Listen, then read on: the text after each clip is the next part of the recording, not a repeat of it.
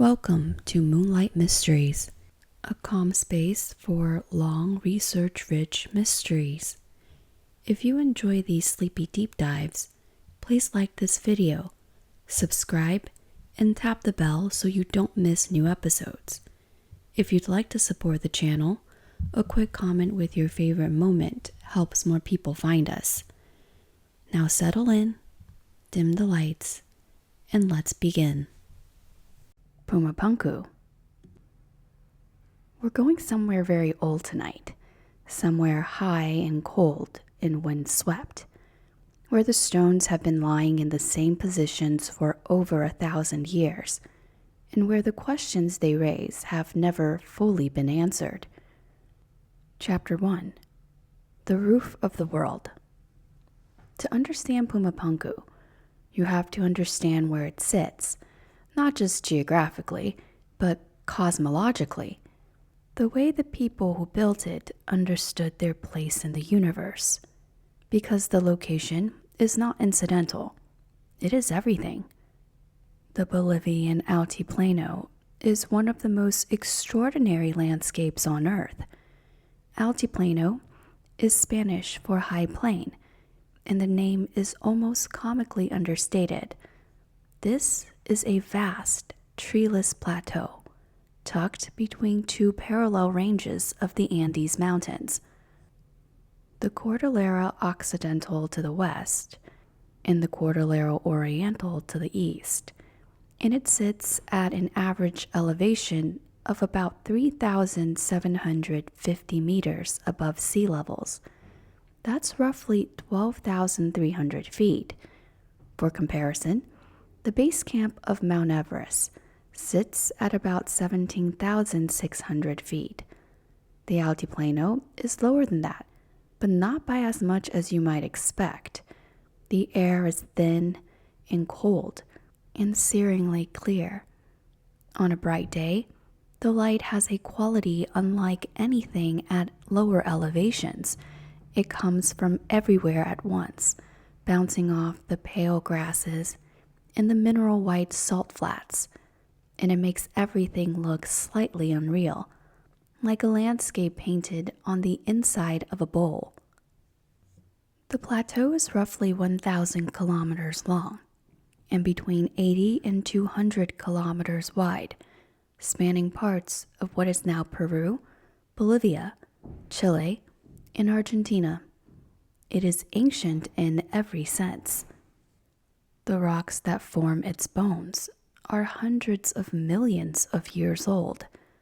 The soil is thin and cold, and not particularly generous to farmers, though the people who have lived here for millennia have learned its secrets: quinoa, potatoes, llamas, the careful management of water. The climate is extreme. Temperatures can drop below freezing on any night of the year, even in summer, and the sun at this altitude burns with an intensity that surprises every visitor. Near the southern end of the altiplano, cradled between the two mountain ranges, lies Lake Titicaca. It is the highest navigable lake in the world, sitting at 3,812 meters above sea level. It is enormous, about 8,300 square kilometers of water, roughly the size of Puerto Rico. And it is deep, reaching 281 meters at its deepest point. The lake has a moderating effect on the local climate. Water holds heat better than land, and so the shores of Titicaca are slightly warmer and more hospitable than the surrounding plateau. The agricultural terraces along its banks have been cultivated for thousands of years. The lake is also in the cosmologies of the cultures that arose here, the origin point of everything. In Inca mythology, the sun god Inti sent his children, Manco Capac and Mama Oclo, rising from the waters of Titicaca to find the Inca civilization. Earlier cultures told similar stories. The lake was not merely a body of water.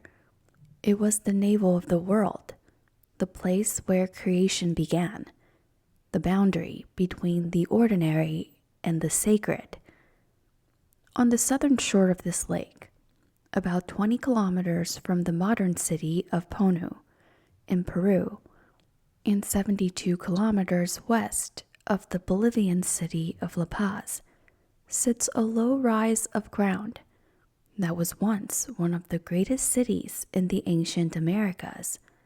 Today, it is called Tiwanaku, sometimes spelled Tiahuanaco in older sources, or Tiahuanacu in the Aymara language of the people who still live here.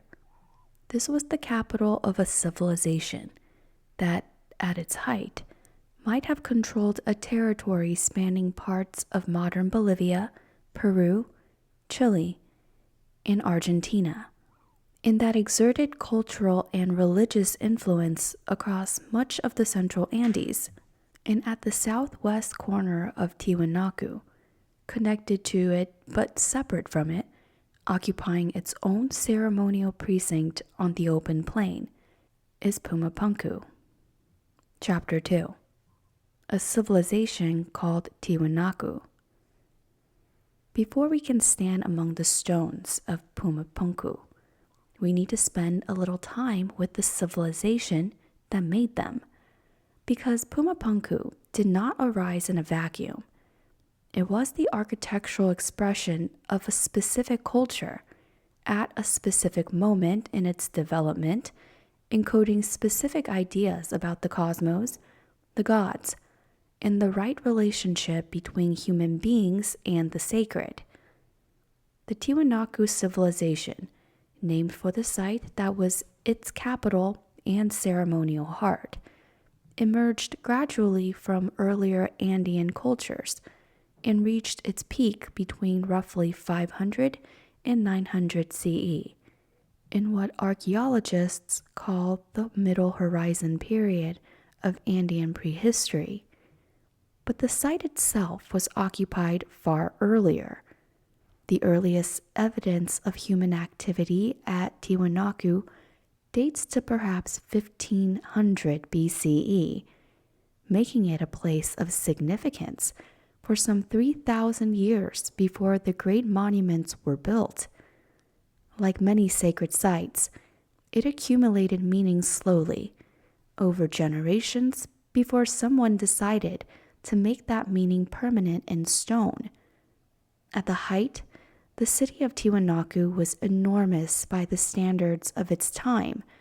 Estimates of its population vary, but most archaeologists believe somewhere between 10,000 and 60,000 people lived in and around the urban core, with many more living in the agricultural hinterland that supplied the city's food. The site covers roughly 4 square kilometers of monumental architecture, and the broader urban area extended well beyond that. The people of Tiwanaku were not a warlike state in the way we might imagine ancient empires. Their expansion was as much cultural and economic as military. They did not conquer territories so much as draw them into their sphere of influence through trade, through the spread of their distinctive iconography and ceremonial practices, and through the establishment of colonies in particularly valuable agricultural zones. Their influence has been traced in the archaeological record as far north as the Mocha valleys of coastal Peru, as far south as the Atacama Desert of Chile, and as far east as the lowland fringes of the Amazon basin. They were, in essence, a civilizational center of gravity, a place and an idea that organized the world around it. What held this civilization together was not so much military force as a shared cosmology. The Tiwanaku built an entire universe of meaning around their sacred geography particularly around Lake Titicaca and the mountains that flanked it. Their art, which spread across the Andes in trade goods, in distinctive Tiwanaku polychrome pottery, in the tapestries woven from the finest camelid fibers, was saturated with specific images, a central deity, now called the staff god or the gateway god, shown full-faced with tears streaming from his eyes, holding elaborate staffs crowned with condor heads, attendant figures in profile, called angel attendants or winged runners, streaming toward the central god from either side, a complex iconography of serpents, condors, pumas, and trophy heads that encoded ideas about sacrifice, transformation, and the cycling of cosmic energies. The staff god is one of the most widely distributed religious images in the ancient Americas. His image appears on pottery from Argentina to Ecuador, on textiles found as far away as the Peruvian coast, carved into stone at multiple Andean sites. He is almost certainly a sky deity, a god of rain, of weather, of the sun and moon, and the tears that stream from his eyes may represent the rain upon which highland agriculture depended absolutely. Understanding him is understanding the Tiwanaku worldview. This was a civilization organized around the management of water, the fertility of the land, and the propitiation of the cosmic forces that controlled both. The Tiwanaku did not leave written texts. Like all pre-Columbian Andean civilizations, including the Inca, they recorded information in other ways, in knotted strings called quipus, in the elaborate program of imagery on textiles and ceramics, in architectural alignments that encoded astronomical knowledge. What we know about their history and beliefs come from archaeology, from the images they left behind, from later oral traditions recorded by Spanish colonizers, and from the evidence of the landscape itself. The civilization collapsed, or more precisely, underwent a profound transformation, sometimes in the early 11th century CE, around 1000 to 1100 CE. The cause was almost certainly prolonged drought. Paleoclimatic studies of lake sediments from Titicaca have revealed a severe and sustained drought that struck the region between around 950 CE and lasting for several centuries. This drought would have devastated the raised field agriculture that fed the city, broken the trade networks that connected it to its colonies, and undermined the religious legitimacy of a priestly class whose central function was mediating between humans and the water-giving sky. The city was gradually abandoned. The great monuments were left behind, stripped over the following centuries of their finest stones by later builders, including, eventually, Spanish colonial authorities who used Tiwanaku blocks to build the church in the nearby town of Tiwanaku. By the time the Spanish arrived in the 16th century, the Inca had long since risen to prominence in the Andes, and Tiwanaku was already a ruin.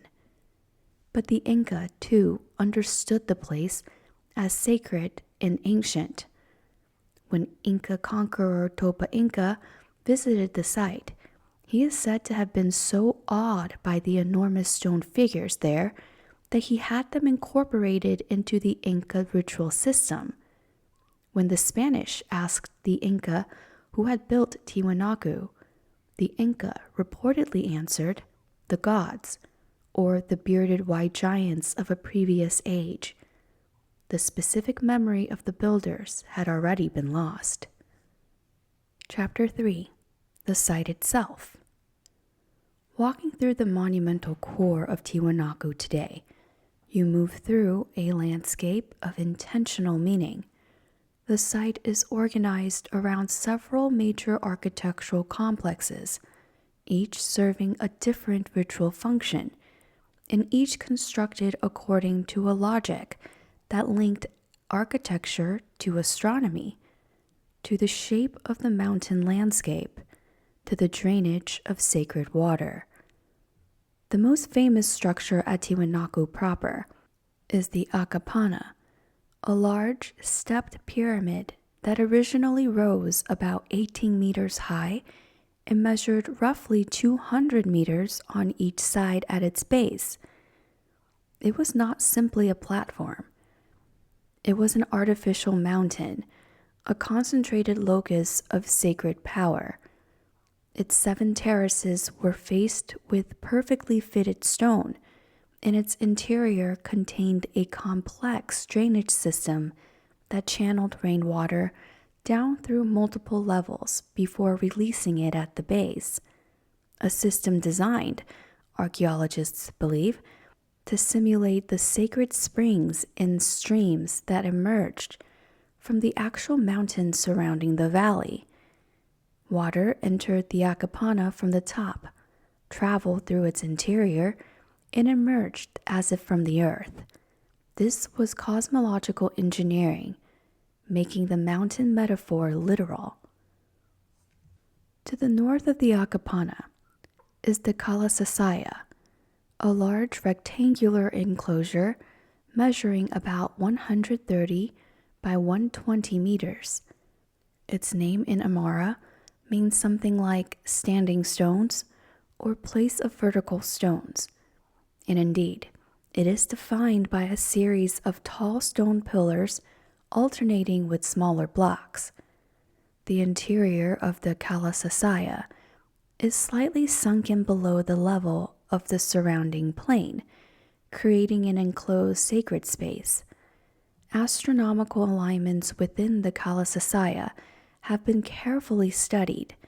The sunrise and sunset positions on the equinoxes and solstices align precisely with the features of the enclosure, suggesting that the building functioned as a solar observatory and calendar. The famous Gateway of the Sun, perhaps the most iconic image of Tiwanaku, a monolithic doorway carved from a single block of andesite and decorated with an elaborate frieze centering on the staff god, stands at the northwest corner of the Kalasasaya.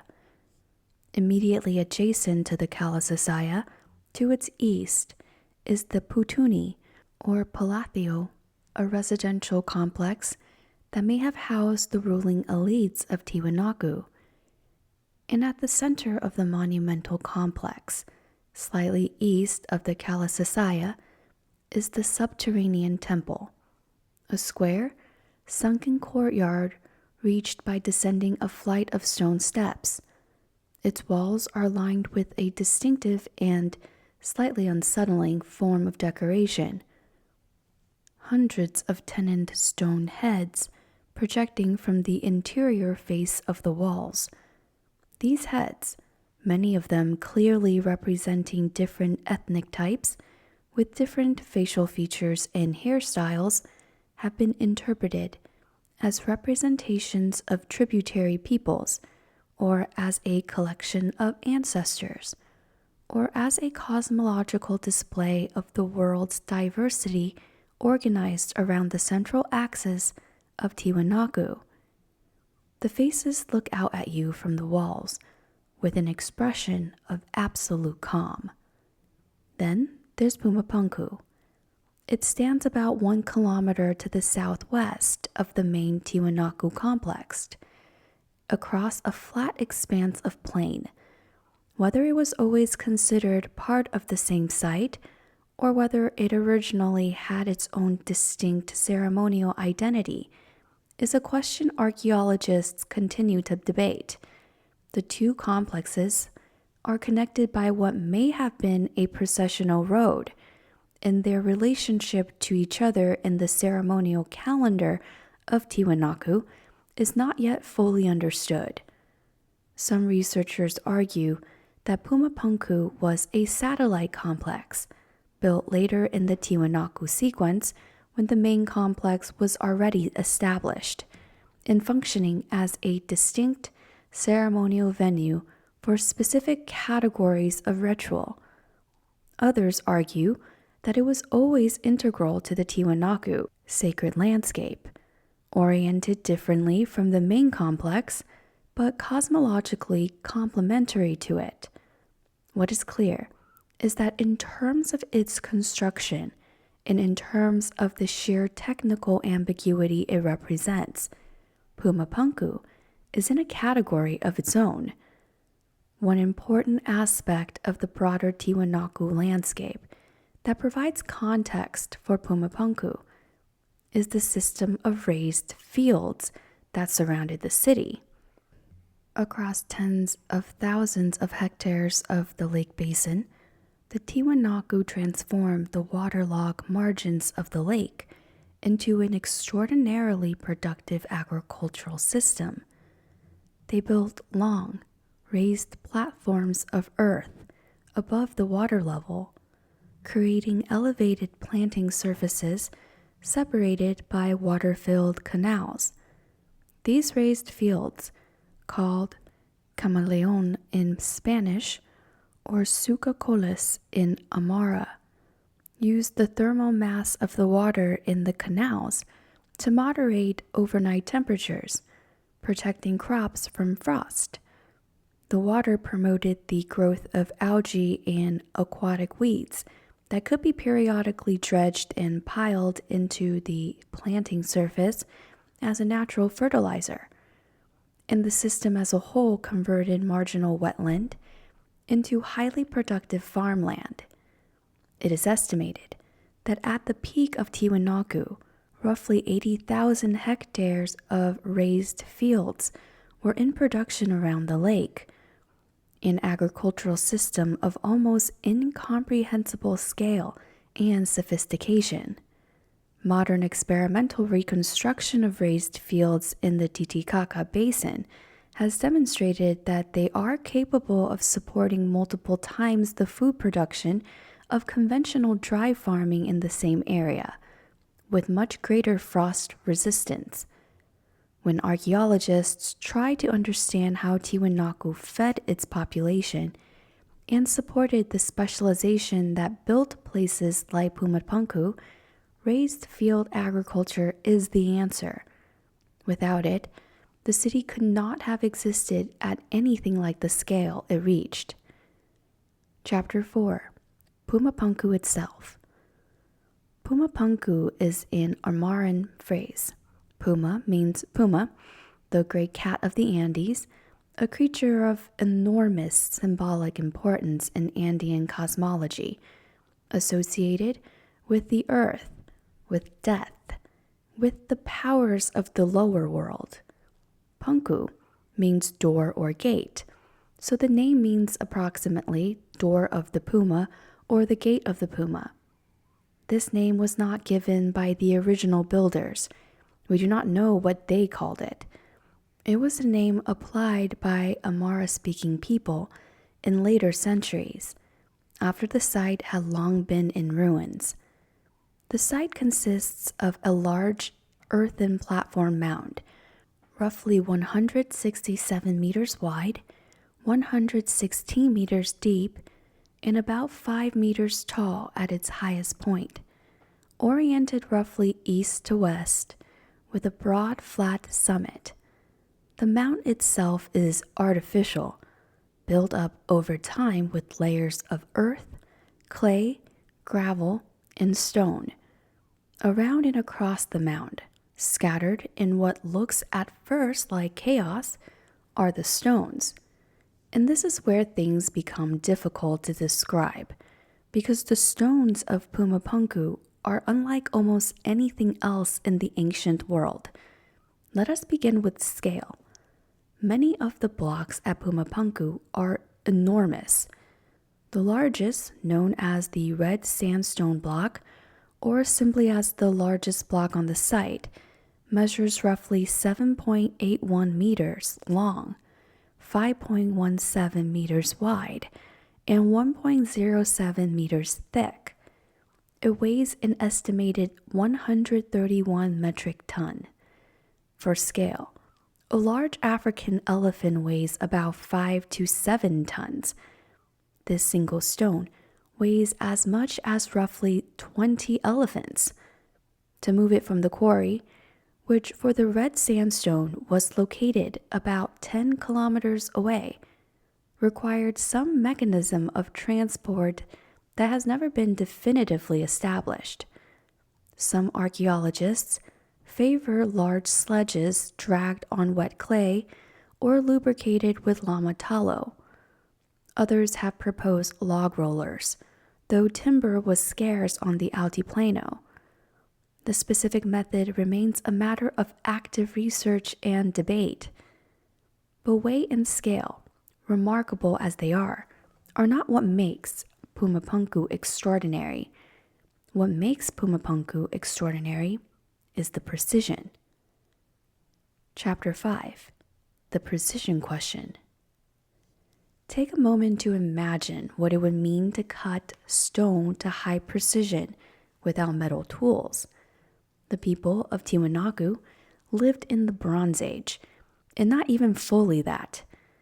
Andean metallurgy had developed copper and then bronze, but the tools available to the Tiwanaku builders were made of stone, harder stones used to shape softer stone, bone, copper, and bronze.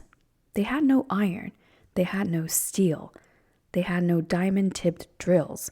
They did not have a tradition of machinery in the European or Mediterranean sense. There were no wheels used in construction, because the wheel, though independently invented in parts of the Old World, was not a feature of pre-Columbian Andean technology for heavy load-bearing purposes. And yet, the blocks of Puma Punku exhibit a set of features that continue to provoke serious scholarly debate about exactly how they were made. The first and most striking is the flatness of the surfaces. Many of the blocks, particularly the H blocks, which we will come to in a moment, have faces that are, by any ordinary measurement, flat to a degree that seems difficult to achieve by hand. Not perfectly flat in an engineering sense, but flat enough that when two such blocks are placed face to face, the gap between them is minimal. Experimental archaeologists and stonemasons who have studied the site note that this kind of surface can be achieved by grinding, by rubbing two stone surfaces against each other with abrasive grit between them, a technique that produces progressively finer flatness as the high points of each surface wears down. This is not impossible without metal tools, but it is extraordinarily time-consuming. The second remarkable feature is the regularity of the shapes. Puma Punku contains a set of blocks that the archaeologists call H blocks because viewed from above they look like the letter H. There are about 10 or so of these blocks of comparable form scattered across the site, and their consistency is astonishing. Each one is a complex, interlocking shape, not just a rectangular block, but a block with precisely cut recesses, projections, channels, and grooves that were designed to interlock with other blocks and with fitted decorative inserts. The cross-sectional profile is the same from one end of the block to the other, maintaining its complex shape along the entire length with no deviation that the eye can detect. This kind of consistency, producing the same complex cross-sections again and again in multiple copies, all from stone, is something that trained modern stonemasons working with modern tools describe as genuinely difficult. The third feature is the presence of drill holes. At various points across the Puma Punku blocks, there are circular holes bored into the stones. Some of these are clearly functional. They were used for the insertion of metal clamps, which is a technique used at Tiwanaku across the site. But some of the holes, particularly the smaller ones, are remarkably round and smooth, with cleanly cut walls and flat bottoms. These could have been made by a stone or a copper drill spun between the palms or in a bow drill. But the smoothness and precision of the better examples has led some researchers to suggest a more mechanized method, perhaps involving a weighted drill with an abrasive compound. The fourth feature, and perhaps the most discussed, is the system of sunken recessed channels that run along the faces of some of the blocks. These channels are not decorative in an obvious sense. They are too precise, too angular, too consistent to be the result of random carving. Their function is not entirely clear, but they appear to have been part of an interlocking system, the channels on one block receiving a projecting ridge on another, creating a kind of tongue and groove joint that locked the structure together without mortar. The fit of these joints, in the best examples, is tight enough that even today, after centuries of earthquake damage and deliberate demolition, the blocks that remain in contact show virtually no gap.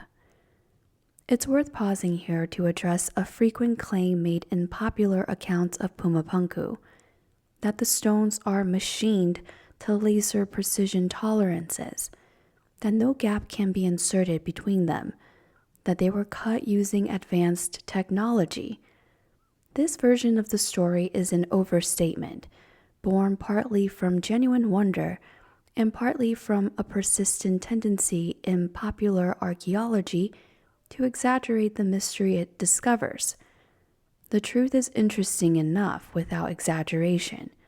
The blocks are not machined. Under careful measurement, they are not perfectly flat, perfectly regular, or perfectly fitted. They have irregularities and inconsistencies that are entirely consistent with handwork, patient stone grinding, and skilled craftsmanship. What they are is impressively regular for their time, impressively consistent, and impressively precise in specific details, but impressive for their time and cut by a machine are very different claims. Let us look at some comparative examples. The ancient Egyptians, working contemporaneously with the broad Andean sequence and centuries before the Tiwanaku state reached its peak, cut granite sarcophagi to tolerances of a few hundredths of a millimeter using copper tools, sand abrasive, and extraordinary patience. The granite is one of the hardest stones there is, and yet Egyptian craftsmen hollowed it into perfect rectangular boxes with flat ground internal surfaces. Granite tubes were bored using copper tubular drills, weighted with heavy stones, rotated steadily, and fed with wet abrasive sand that gradually cut through the rock. The resulting drill holes are smooth and consistent in diameter, more impressive in some ways than what we see at Puma Punku, and achieved without any technology that would surprise a knowledgeable modern stonemason. The Incas, who came after the Tiwanaku in the same Andean tradition, are famous for their dry stone masonry, particularly the polygonal masonry at sites like Sacsayhuaman in Cusco, where enormous, irregularly shaped stones interlock with each other in 3 dimensions, with surfaces fitting so tightly that no mortar is needed and the blade of a knife cannot be inserted between them. This was done entirely by dressing the stones incrementally. bringing two stones into contact, observing where the high spots were, sometimes aided by rubbing colored pigment between the surfaces to show contact points, then removing material from the high spots and testing again, over and over until the fit was tight. Time consuming? Enormously. Beyond the technology of the people who did it? Not at all. In India, the ancient Brihadishwara temple at Thanjavur, built in the early 11th century CE, contained stones cut and fitted with a precision comparable to what is found at Puma Punku, cut by craftsmen working in a tradition of stone carving that had developed over centuries. Using iron tools, India was ahead of the Americas in metallurgy, but relying on the same basic principles of abrasion, testing, and adjustment. In Southeast Asia, at Angkor Wat in Cambodia, sandstone blocks, the same general rock type as the red sandstone at Puma Punku, were cut and fitted in ways that required skill, patience, and systematic technique, not magic. What all of these examples share is not advanced technology in the modern sense. What they share is time, specialized skills, accumulated craft knowledge in a social organization capable of sustaining that investment across multiple generations. The Tiwanaku had all of these. The precision of Puma Punku is, in this context, not a mystery that requires an extraordinary explanation. It is an achievement that requires exactly the ordinary human capacities: ingenuity, patience, organization, devotion, in extraordinary measure. The honest answer to the precision question is this: we do not know exactly how the Tiwanaku builders achieved the specific level of precision they did at Puma Punku. We have plausible hypotheses, we have ethnographic parallels in other stoneworking traditions, we have experimental archaeological work that demonstrates the basic feasibility of achieving this kind of precision with available technology, given sufficient time and skill. But we do not have a complete, fully evidenced account of the specific techniques used at Puma Punku, and the honest archaeologists acknowledges this uncertainty. One additional technical point deserves mention here. The metal clamps that held the Puma Punku blocks together are themselves a significant piece of the engineering picture. These eye-shaped clamps, found at Puma Punku in bronze and at earlier phases of the site in copper, were poured directly into slots cut into the tops of adjacent stones. To do this, the builders had to cut matching slot-shaped recesses in the two stones that the clamp would bridge, place the stones in their final positions, and then pour molten metal into the slots to fill them. When the metal cooled and solidified, the clamp locked the two stones together with significant tensile strength, preventing them from sliding apart in an earthquake or under the lateral forces of gravity on a sloped surface. This is a sophisticated and elegant structural solution, and it is one that was used across the entire Tiwanaku monumental complex, not just at Puma Punku. It represents an integration of metallurgical and architectural knowledge that speaks to a mature and self-consistent engineering tradition. Chapter 6. What was Puma Punku? When archaeologists looked at Puma Punku as a whole, when they considered the shape of the mound, the placement of the stones, the evidence of color and decoration, the relationship of the complex to the rest of Tiwanaku, what they see is the ruins of a once magnificent ritual buildings or series of buildings. The original structure, in its completed form, was almost certainly a large platform temple. a multi-terraced earthen and stone pyramid somewhat similar to the Akapana, but with a different profile and different architectural details. The stone blocks that now lie scattered across and around the mound were once part of the facing that covered this platform. Interlocking stone panels, carefully fitted doorways, decorated facades. The H blocks may have been part of a specific kind of interlocking wall panel system, or they may have been architectural inserts, standardized decorative elements that were fitted into larger stone frameworks. The site appears to have been oriented toward the sunrise on specific days of the year. Multiple researchers have noted alignments between features of the Puma Punku platform and significant solar positions, the equinoxes, the solstices, that are unlikely to be coincidental. The Tiwanaku were sophisticated astronomical observers, as the alignments of the Kalasasaya demonstrate, and the orientation of their major buildings was never accidental. Several doorways have been identified among the Puma Punku ruins, not complete standing doorways like the Gateway of the Sun, but the carved lintel and upright of doorways that once stood within the building. These doorways would have been the primary means of entering the sacred interior of the structure, and their elaborate carving, geometric, abstract, but executed with the same precision as the rest of the stonework, marked the threshold between the ordinary world and the sacred one. One important architectural detail that is easy to miss in photographs: many of the Puma Punku stones were originally covered with decorative inlays.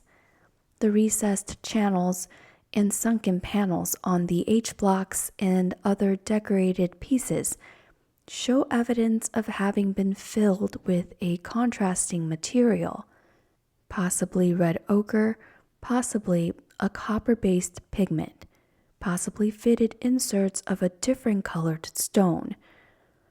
The buildings as it stood was not gray and monolithic. It was a glittering, color-contrasted architectural spectacle, its geometric patterns picked out in bright colors against the stone, its surfaces reflecting the intense altiplano light. What lies in the grass today is the skeleton of something that was, in its time, extraordinarily beautiful.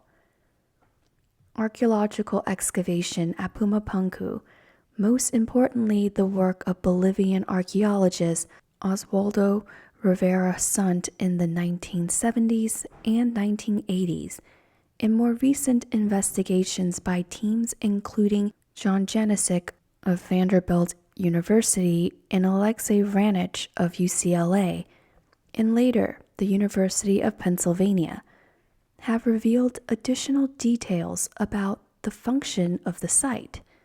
Offerings have been found buried within the platform fill: llama bones, ceramic vessels, carved stone objects. These are the materials of ritual dedication, the objects buried within a new building to consecrate it and activate its sacred power. The presence of such offering is one of the things that distinguishes a ritual building from a purely civic one, and they confirm that Puma Punku was first and foremost a temple, a place where the community met the sacred. What specific rituals were performed here? This is hard to know, but by analogy with what we understand of Tiwanaku ritual practice more broadly, we can make reasonable inferences. Feasting was almost certainly central. The Tiwanaku used food and drink, particularly chica, a fermented maize or quinoa beer, as a mechanism of social integration. In large communal feasts at ceremonial centers were one of the primary ways The state built and maintained its authority. Offerings to the water deity, the mountain gods, and the sun were likely. Processions moving through the site along specific pathways, through doorways, up steps, across carefully demarcated thresholds, were probably part of the ceremonial program.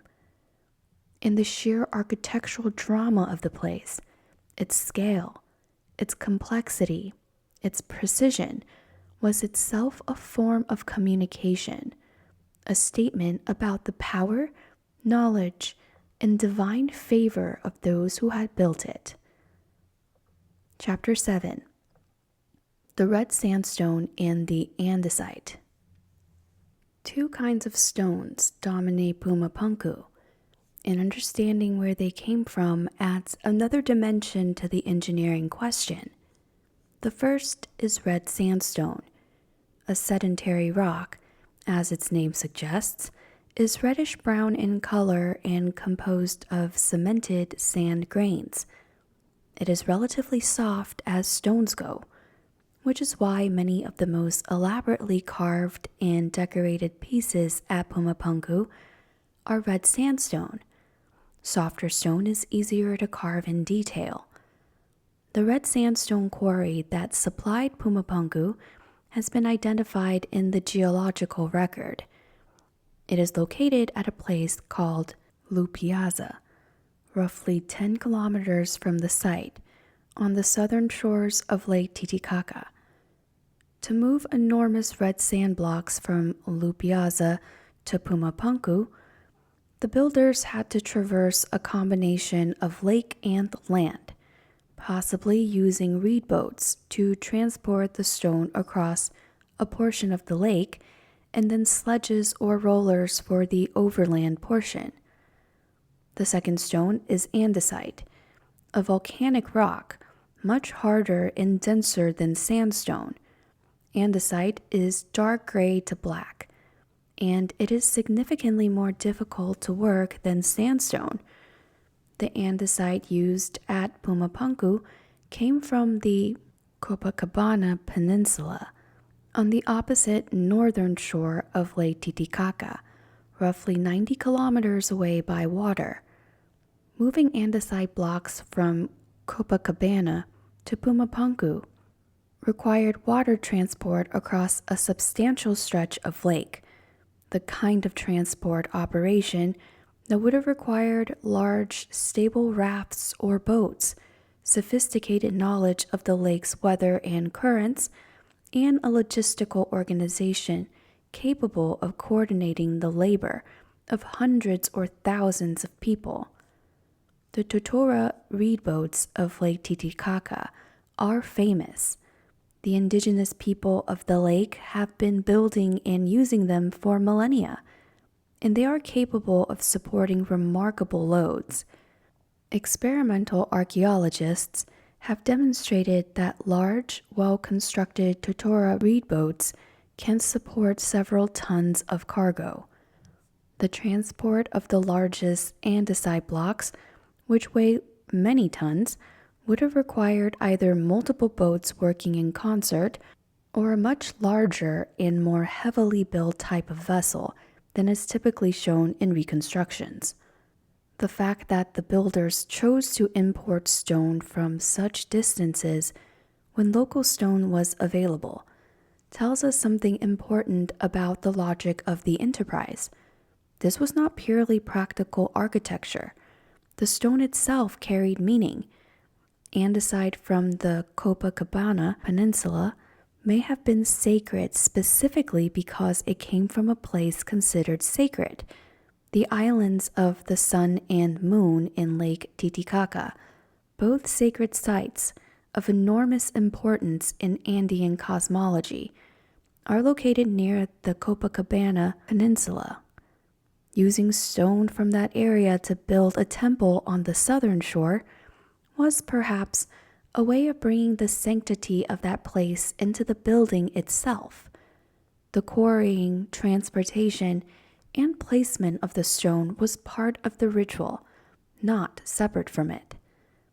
There is one additional property of the andesite at Puma Punku that deserves more attention here because it has generated a great deal of popular excitement and a corresponding amount of confusion.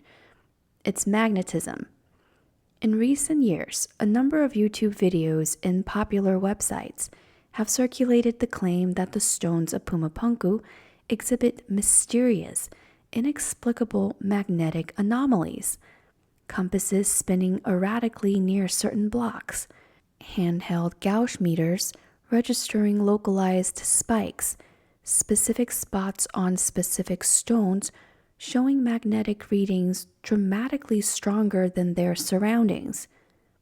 These observations are presented as evidence of something strange and unexplained, something that ordinary geology cannot account for. The ordinary geology, however, accounts for it entirely. Andesite is a volcanic rock, and volcanic rocks are among the most naturally magnetic material in the Earth's crust. The reason is mineralogical. Andesite characteristically contains accessory minerals, including magnetites, titanomagnetites, and ilmenites, all of them iron-bearing minerals with significant magnetic susceptibility.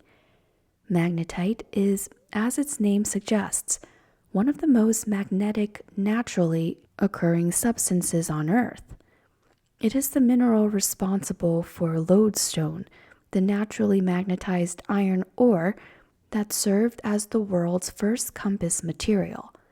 When andesite lava cools from its molten state, the iron-bearing minerals within it crystallize in the presence of the Earth's magnetic field and acquire what geologists called thermoremnant magnetization, a permanent magnetic alignment that can last for millions of years without significant degradation.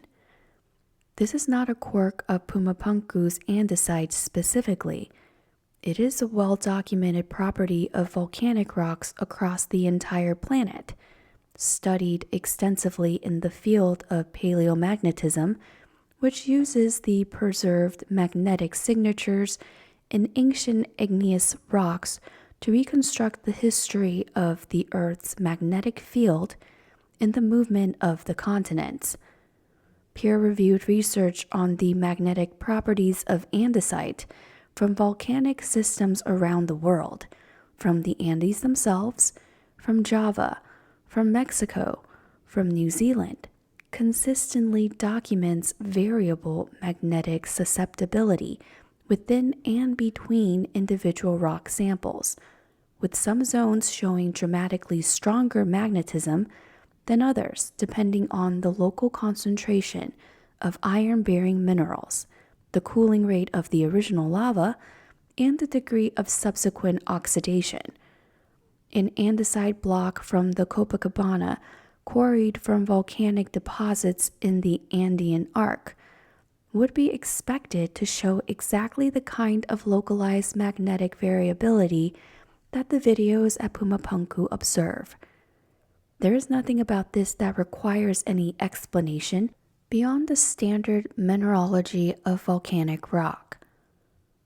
The popular version of the Puma Punku magnetic story is almost entirely traceable to a single source, Brian Forster, an author and tour operator who has appeared many times on the television series Ancient Aliens and who has produced numerous videos of himself at Puma Punku with handheld compasses and gauge meters, narrating the needle movement as something remarkable. His videos are engaging and visually effective, and they have been viewed millions of times. The popular articles that describe mysterious magnetic anomalies at Puma Punku are, almost without exception, simply reporting on Forster's informal observations rather than any independent scientific study.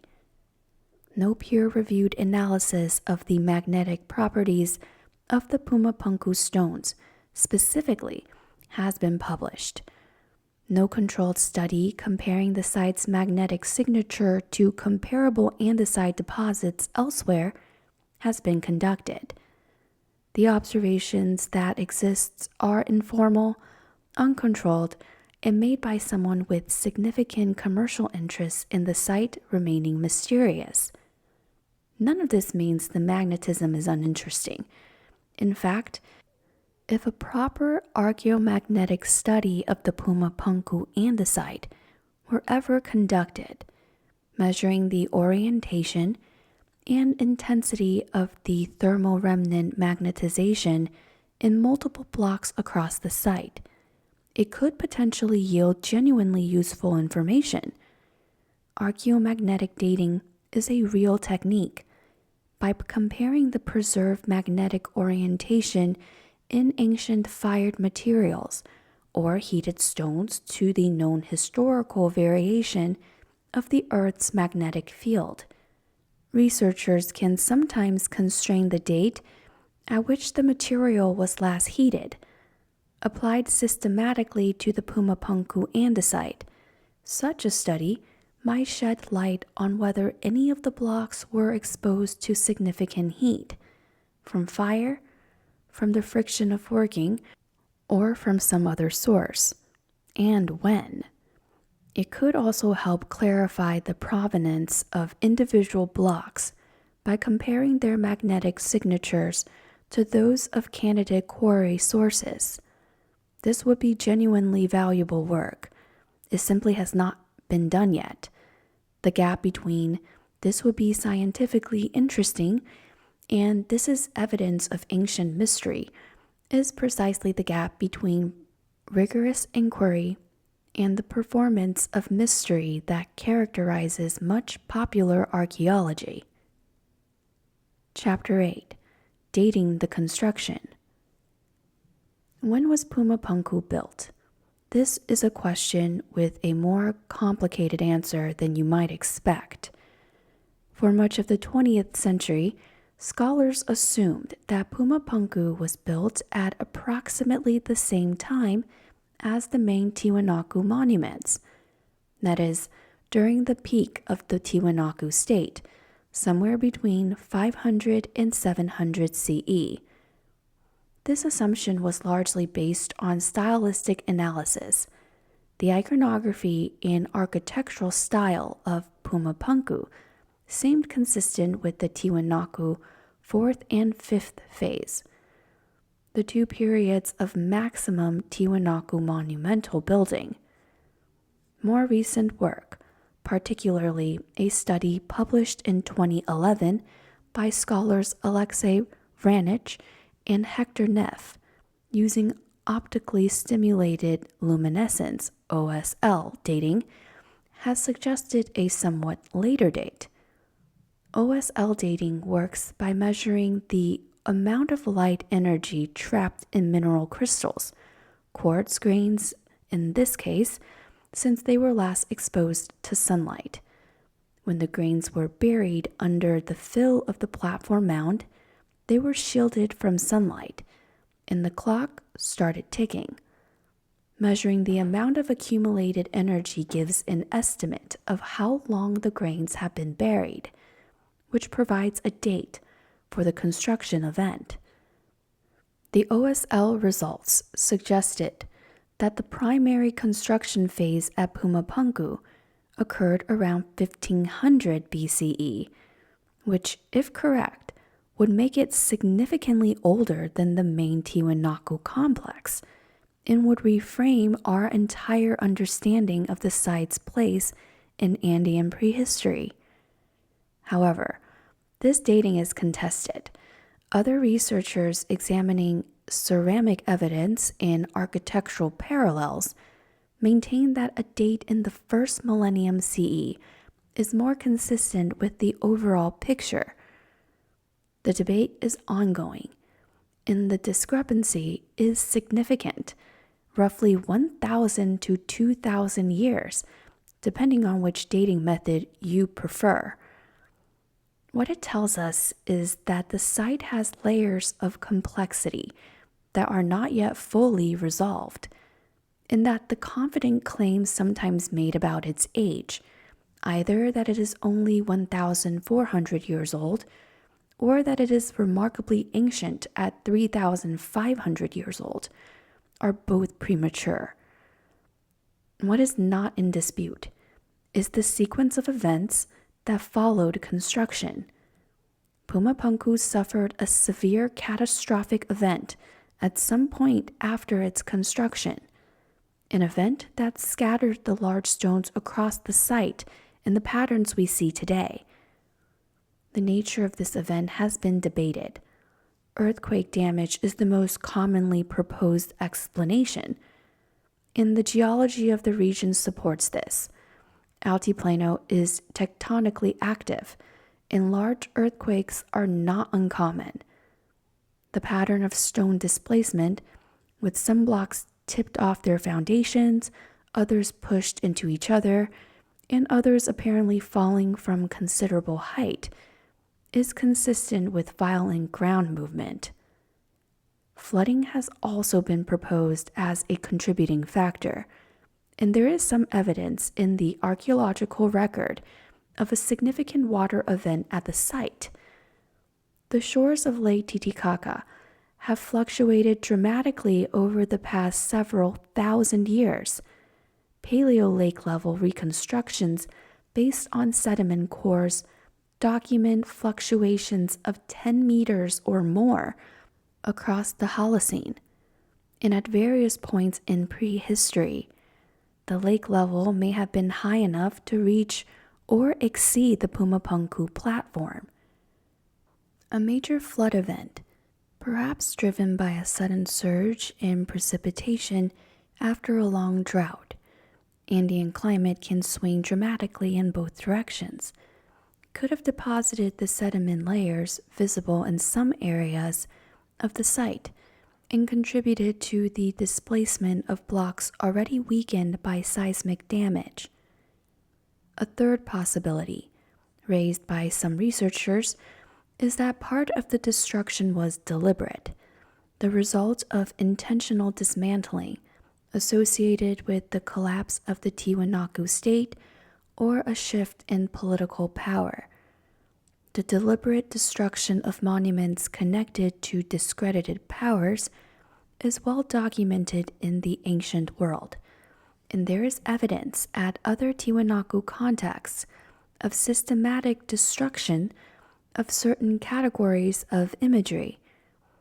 However, the pattern of displacement at Puma Punku, with massive blocks toppled and buried rather than carefully removed, is more consistent with sudden violent force than with methodical dismantling. The most defensible picture is one of sequential damage: an initial earthquake, secondary water intrusion, gradual settling of the earthen mound, and then centuries of human extraction. Each generation left the site more reduced than they found it. Whatever the precise sequence, the catastrophic disruption appears to have occurred after the site had been in use for some time, and possibly before the final abandonment of the Tiwanaku state. There is archaeological evidence suggesting that after the initial destruction event, some Tiwanaku builders returned to rearrange and reuse certain stones. Evidence of an attempt, however partial, to recover or adapt the sacred space. Then, the civilization declined, the laborers stopped coming, and the site entered its long stillness. Chapter 9. The Controversies. When most people hear the word controversy attached to Puma Punku, they think of ancient astronauts. But that debate, however loud in popular culture, is the least interesting one if you want to understand what the site truly means. Within academic archaeology, Puma Punku sits at the center of several serious, unresolved scholarly disputes about dating, stone transport, function, reconstruction, the identity of its principal deity, and the politics of who gets to interpret indigenous heritage that are far more consequential and far more nuanced than anything a television documentary has ever attempted. To know Puma Punku fully is to know these arguments. The dating war. We touched on the dating question in Chapter 8, but it deserves fuller treatment here because the stakes are high and the disagreement remains genuinely open. The mainstream view, held by most Andeanists, places the primary construction of Puma Punku in the Tiwanaku 4th and 5th periods, roughly 400 to 900 CE. This dating rests on several converging lines of evidence: ceramic assemblages found in direct association with construction fill, matching the distinctive Tiwanaku polychrome pottery styles, radiocarbon dating on organic materials, charcoal and bone, recovered from construction contexts, and stylistic analysis of the carved imagery and architectural details, which fit within the Tiwanaku developmental sequence as understood from the broader complex. When multiple independent lines of evidence point to the same period, archaeologists feel reasonably confident. Against this consensus, the 2011 OSL study by Vranich and Neff produced dates suggesting the primary platform fill was deposited around 1500 BCE, roughly 2,000 years earlier.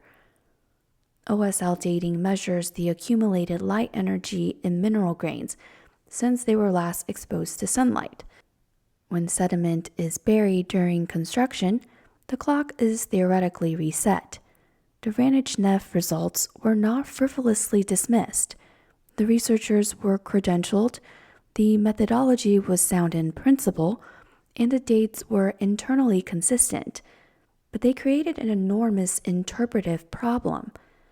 The construction date of 1500 BCE would predate the Tiwanaku state by approximately 2,000 years and predate any known monumental construction in the entire Titicaca Basin by a substantial margin. No ceramic assemblages of that antiquity have been found anywhere at the site. No architectural parallels of that age exist in the regional record. The OSL dates stand in near complete isolation from every other line of evidence. Most archaeologists explains this discrepancy through a phenomenon called inheritance, a recognized complication in OSL dating where the sediment being measured was not freshly deposited material, recently exposed to sunlight before burial, but older redeposited material, scraped up from the surrounding landscape, which retained residual luminescence signals from its original ancient context. If the mound fill was built from sediment that had itself been sitting undisturbed for centuries before construction, the OSL dates would reflect the age of that old sediment, not the age of the construction event. This is particularly plausible for a site like Puma Punku, where the builders were almost certainly sourcing fill from the immediate vicinity, soil that may have been lying on the ancient altiplano surface, accumulating signal for a very long time.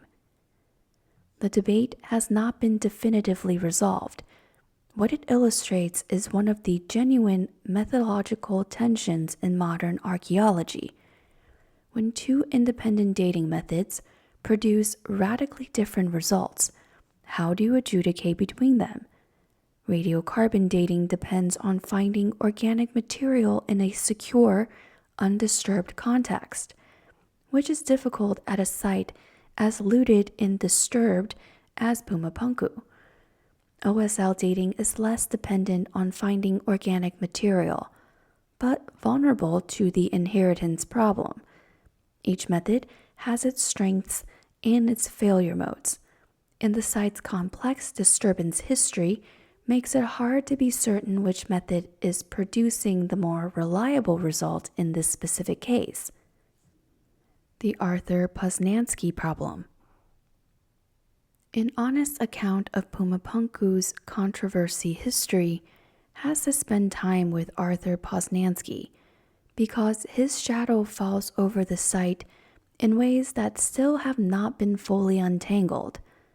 Arthur Poznański was born in Vienna in 1873 and spent the bulk of his adult life in Bolivia, where he worked as an engineer, a naval officer, a politician, and ultimately, in his own self-description, a scientist. He first visited Tiwanaku in the late 1890s and became immediately and completely obsessed. Over the next 4 decades, he returned repeatedly, mapped the site extensively, measured everything he could measure, and published a series of increasingly ambitious books arguing that Tiwanaku was the birthplace of human civilization itself, the oldest city in the world, the origin point of agriculture, astronomy, and organized religion, built by a now vanished race of people with intellectual and technical capacities that no subsequent civilization had equaled. His most famous claim was the age, based on his astronomical alignments, particularly the orientation of the Calasasaya. Poznański argued that Tiwanaku was built around 15,000 BCE. He derived this date by calculating when the obliquity of the ecliptic, the slight slow wobble in the Earth's axial tilt that cycles over approximately 41,000 years, would have positioned the sun in the alignments he observed. The problem is multiple and compounding. First, Poznański was working from a partially reconstructed Calasasaya. He had himself directed the reassembly of some of the fallen stones, and some of his reconstructions were incorrect, meaning the alignments he was measuring were not entirely authentic. Second, the astronomical calculation itself, while technically coherent, requires a degree of precision in the original builder's intentions that cannot be assumed. Third, and most fundamentally, the astronomical method for dating buildings requires that the alignment be original and intentional, neither of which can be taken for granted at a site as disturbed as Tiwanaku. When subsequent astronomers re-examined Poznański's calculations using corrected site measurements, the date fell apart. So Poznański was wrong about the date. He was also wrong in various ways about the nature of the Tiwanaku civilization, which he consistently overstated in the direction of his romantic pre-existing beliefs. His reconstructions of specific structures, including elements of Puma Punku, were based on intuition rather than systematic excavation, and later archaeologists found that he had added stories, ornamental elements, and architectural features for which the physical evidence was absent or ambiguous. And yet, Poznański was also the most thorough documenter of Tiwanaku and Puma Punku in the early 20th century, at a time when no one else was doing comparable work. His measurements, his photographs, his catalogs of stone elements, all of this was genuinely valuable and has been drawn on by subsequent researchers. He was not a fraud, he was an enthusiast, with a theory he loved too much to question rigorously, who did real observational work in service of conclusions that went far beyond what the evidence supported. He is, in this sense, a figure that recurs throughout the history of archaeology, the passionate amateur whose contribution is real but whose interpretation must be handled with great caution. The Poznansky problem for Puma Punku, specifically, is that his illustrations, beautiful, detailed architectural reconstructions showing the site in its supposed ancient glory, have become the default popular image of what the site once looked like. They circulate in books, on websites, in documentary films, without adequate attributions or caveats. People who encounter these images believe they are seeing a scientifically supported reconstruction of the ancient site. They are, in fact, seeing one man's imaginative projection, created in the first half of the 20th century, filtered through a conviction that the builders were an extraordinarily advanced lost civilization. The images are compelling. They are also, to a significant degree, fiction. The stone transport controversy. How were the largest stones at Puma Punku moved? This question has generated more popular interest and more genuine scholarly effort than perhaps any other aspect of the site, and it remains incompletely resolved. The red sandstone block, sourced approximately 10 kilometers away, present a relatively manageable transport problem, large but not insurmountable by the methods available to Andean builders. The andesite blocks, however, sourced from the Copacabana Peninsula roughly 90 kilometers away across Lake Titicaca, present a genuinely formidable challenge.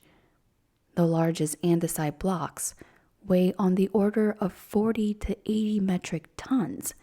Moving them from the Copacabana quarry to Puma Punku required water transport across the open lake, overland movement at both ends, and an organizational capacity to coordinate this operation repeatedly. The Totara reed boat hypothesis, the idea that the Tiwanaku used large reed boats similar to those still made on Lake Titicaca today, is the most commonly cited mechanism for the water transport phase. Reed boats are real, functional, and capable of impressive loads relative to their size. The famous Kon-Tiki voyage demonstrated that ancient-style craft could survive open ocean conditions, and experiments with reed boats on Lake Titicaca have demonstrated load capacities of several tons for well-built vessels. But several tons is not 80 tons. Moving a block weighing 80 metric tons across 90 kilometers of lake, a lake subject to sudden storms, high waves, and contrary winds, would require either a vessel of extraordinary size, multiple vessels operating in concert under precise coordination, or some form of pontoon arrangement that spread the load across multiple buoyant platforms. None of these scenarios is impossible, but none has been experimentally demonstrated at the relevant scale. A competing hypothesis is that the andesite blocks were moved in winter, when the shallow edges of the lake can freeze sufficiently to support large weights on improvised ice roads. This is an intriguing idea, but the climate of the Titicaca Basin during the Tiwanaku period, a relatively warm and wet interval by altiplano standards, may not have produced a consistent winter ice conditions this would require. The overland movement from the shore of the lake to the Puma Punku site presents its own challenges. The most extensively studied method is the wooden sledge hauled over wet clay or lubricated surfaces. Experimental archaeology with scaled-down versions of this technique, combined with engineering calculations, suggests that a team of several hundred workers hauling in coordinated teams could move 100-ton block across flat ground at a rate of perhaps a few hundred meters per day. Over a distance of several kilometers, this is feasible, but the practical logistics, maintaining the lubricated surface, coordinating the teams, preventing the blocks from sinking into soft ground, would have required sophisticated management. A third transport method that has received serious attention is the use of large rocking stones, tilting a block slightly, placing a rounded wooden cradle behind it, and then rocking it forward incrementally, a technique known as walking stones, which modern experimenters have used to move very large objects with relatively small teams. This method requires no roller track, no lubricated surface, and no massive organized labor force, just a small team of skilled operators who understand the physics of the technique. Whether this method was used at Puma Punku is unknown, but it is mechanically feasible and consistent with the available technology. What all of these methods share is that they are plausible. They are consistent with the technological repertoire of the Tiwanaku, and none of them has been definitively confirmed as the actual method used. The honest answer, as with so many questions about Puma Punku, is we don't know for certain. We have candidate methods, we have engineering analyses, we have ethnographic parallels, and we do not have direct evidence of the specific technique. The absence of certainty is not evidence of impossibility. The reconstruction problem in the Poznański legacy. Another major controversy involves the physical reconstruction of what Puma Punku originally looked like, and this question is inseparable from the Poznański legacy described above. The honest archaeological answer to what did Puma Punku look like is that we do not know with certainty, and current reconstructions are significantly more modest than popular imagery suggests. We know the basic envelope, a large earthen platform, stone-faced on its terraces, with at least one sunken court, elaborately carved doorways, and decorated stone panel systems that included the H-blocks in comparable standardized elements. Beyond this, the precise layout, height, roof structures, if any, and overall visual effects are matters of reconstruction and inference. What we do not know is whether the site was ever fully complete. Several of the large blocks show what appear to be unfinished elements, surfaces roughed out but not ground to their final smoothness, channels begun but not concluded, joints cut but never fully fitted. Some researchers argue that the catastrophic event struck a building still under construction, and that the apparent precision of certain elements was a goal being approached rather than a state fully achieved. Others maintain that incompletion was the normal operating state for a Tiwanaku building that was continuously modified and extended across its history. This matters because incompletion changes the interpretive calculus. If the building was always in progress, then the rituals performed there were performed amid ongoing construction, which, as noted, would not have been liturgically problematic in an Andean framework, where construction itself was sacred. The labor was the offering. The people carrying stones were already worshiping, but it also means that some of the precision we admire in individual blocks may reflect the preparation of elements not yet in their final intended positions, which would change how we assess the overall level of precision of the completed structure. the identity debate. Another controversy concerns the relationship between Puma Punku and the main Tiwanaku ceremonial core. They share materials, techniques, iconographic vocabulary, and ceramic assemblages, but they are separated by a kilometer of open ground, oriented differently, and present architecturally distinct profiles.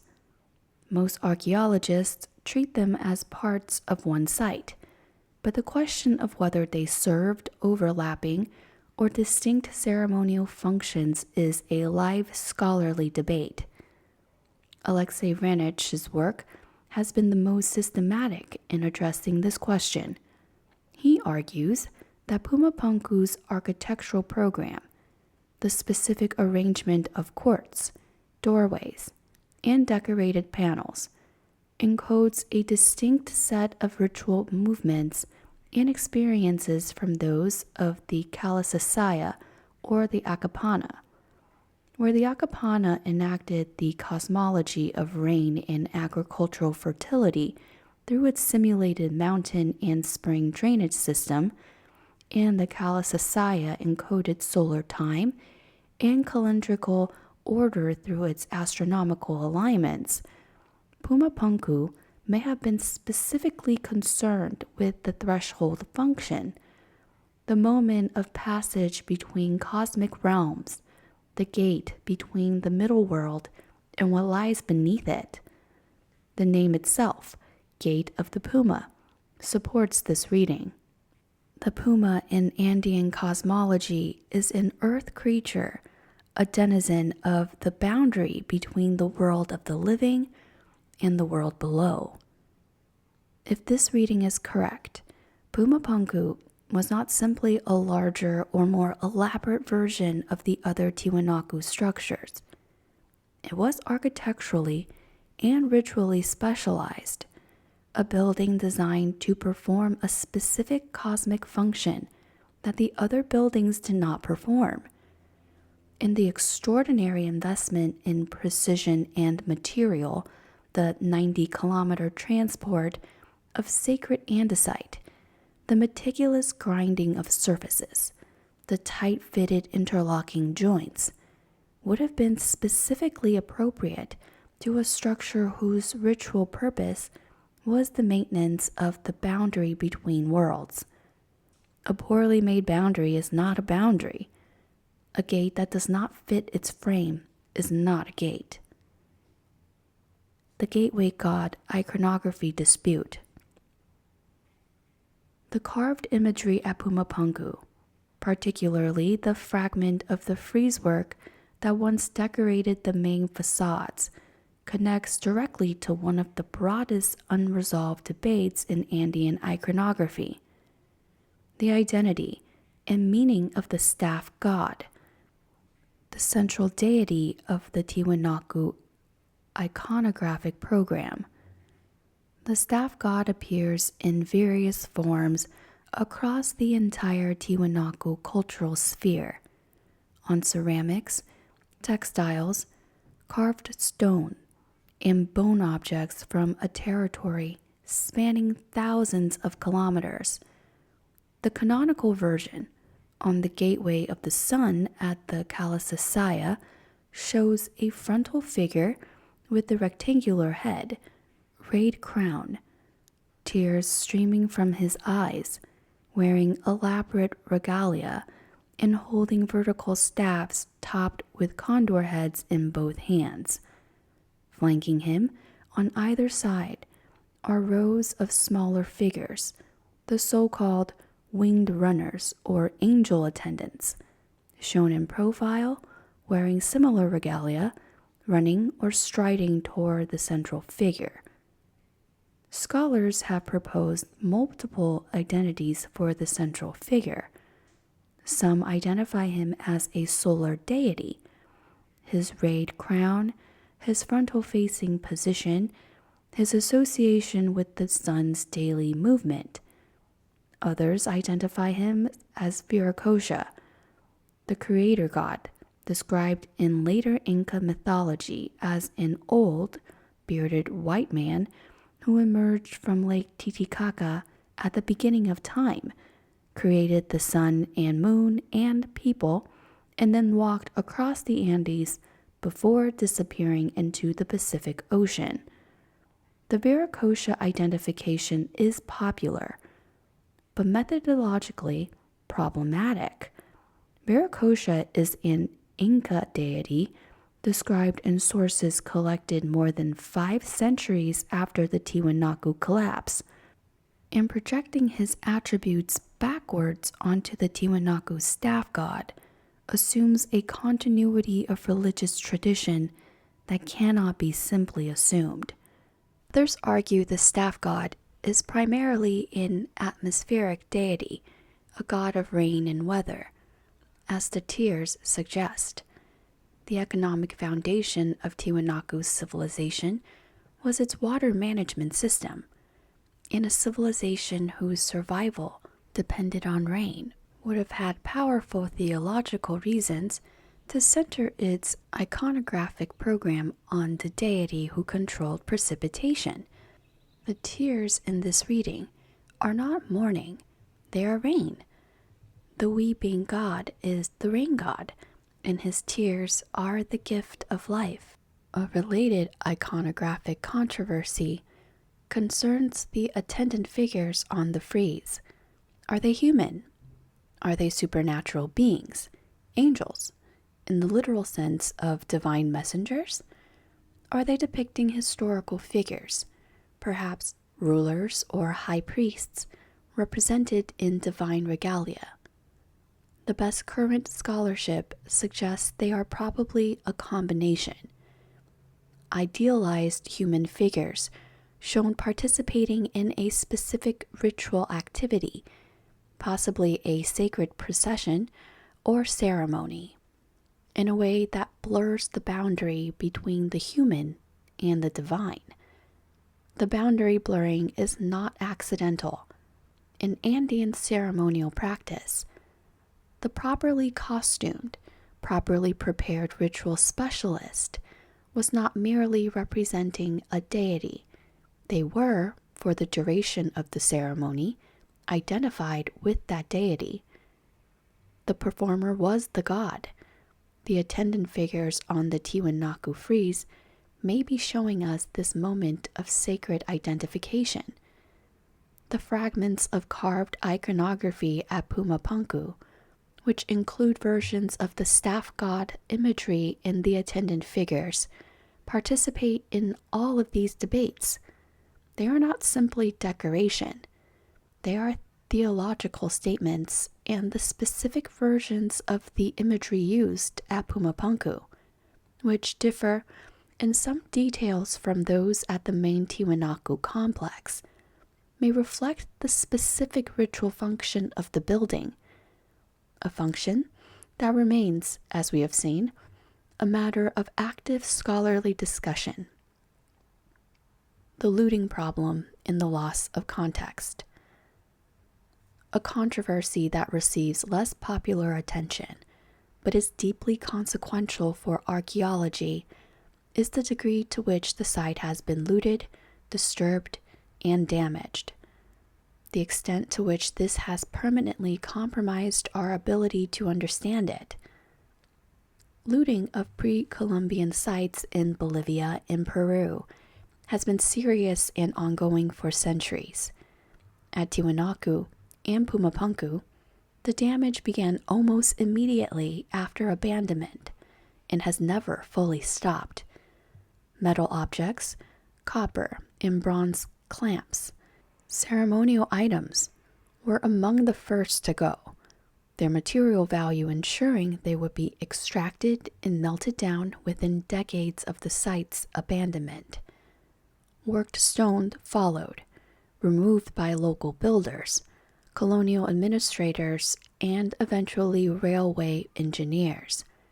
Pottery and small carved objects were taken by collectors from the 19th century onward.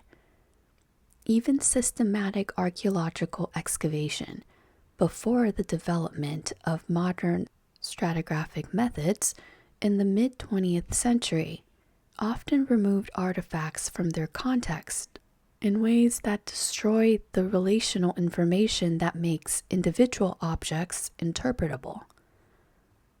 Poznański's own excavations, despite their genuine documentary value, were conducted without the systematic recording that modern archaeology requires. Artifacts were removed, contexts were not noted, associations between objects were not preserved. The result is that a significant fraction of the portable evidence from Puma Punku exists in collections without reliable provenance information, making it impossible to know where exactly it was found, what it was associated with, or what its position in the site sequence might tell us. Agricultural activity around the site has further disturbed the upper soil layers. Visitors over the decades have moved small objects. Even well-meaning early restoration work, conducted at Tiwanaku in the 1960s and 1970s without complete archaeological oversight, repositioned some stones in ways that may not reflect their original placement. The cumulative effect is that the site we study today is a heavily filtered version of the site that existed at abandonment. Large portions of the evidence are simply gone. The portions that remain are often in disturbed contexts of uncertain stratigraphic integrity.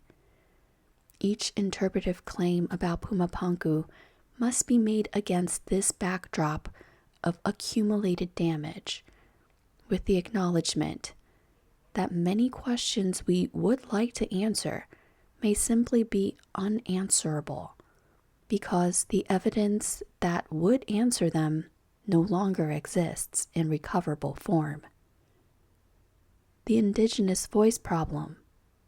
Finally, and most profoundly, there is a controversy that is less about the stones than about who has the right to speak about them. A question of epistemology, power, and justice that underlies all the other debates and shapes the political context in which archaeological work at the site is conducted.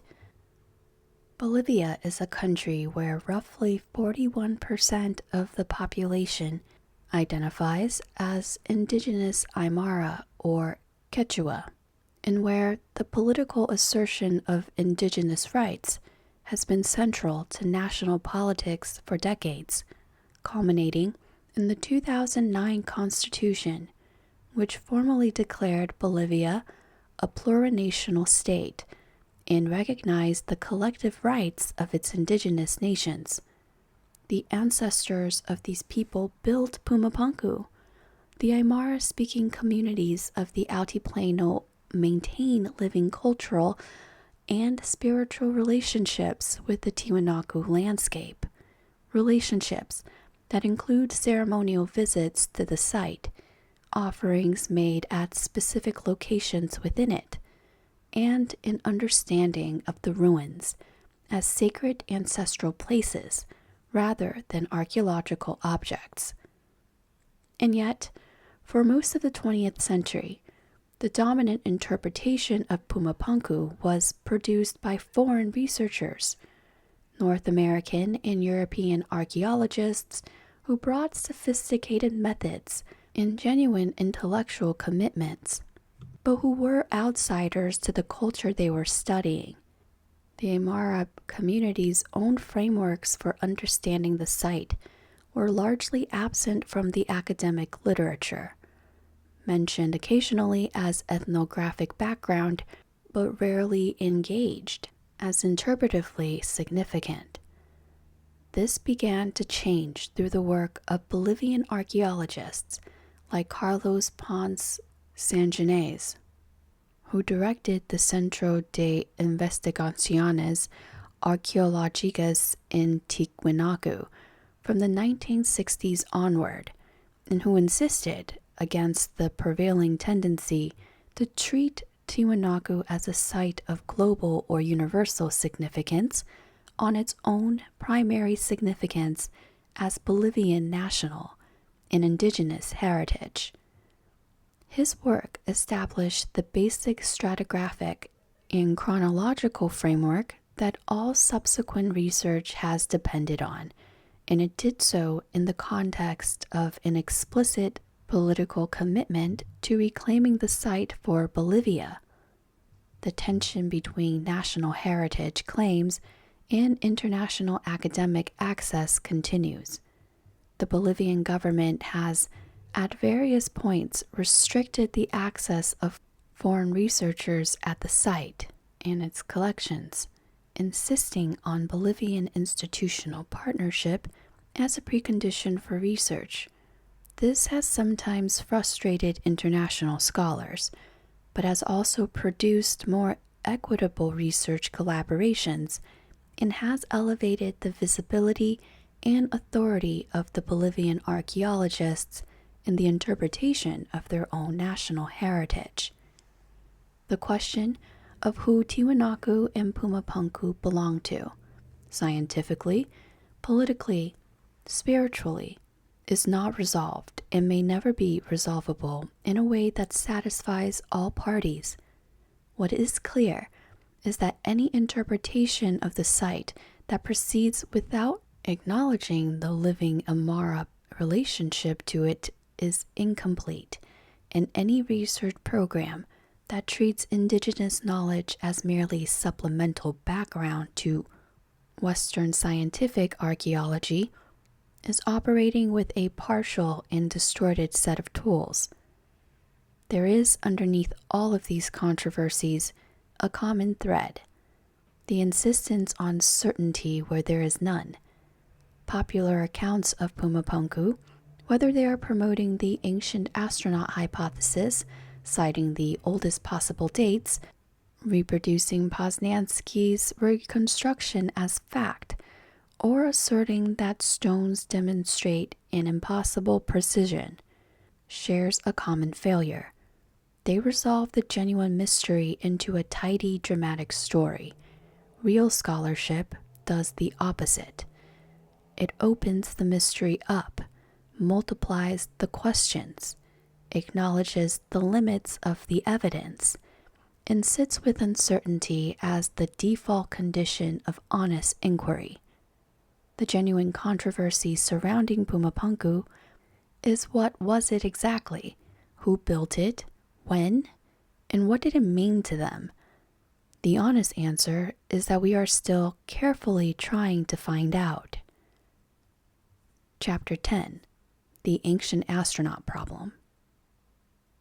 We cannot talk about Puma Punku honestly without addressing the phenomenon that has, in many ways, defined its popular image: the ancient astronaut hypothesis. This is not a fringe opinion held by a handful of eccentrics. It is a view that millions of people have encountered and found genuinely compelling, largely through the television series Ancient Aliens, which has featured Puma Punku repeatedly and has almost certainly introduced more people to the site than any academic publication ever has. If this episode is going to be a complete account of Puma Punku, then the hypothesis deserves a complete account. Not mockery, not condescension, but the same honest engagement we would want applied to any other claim about the site.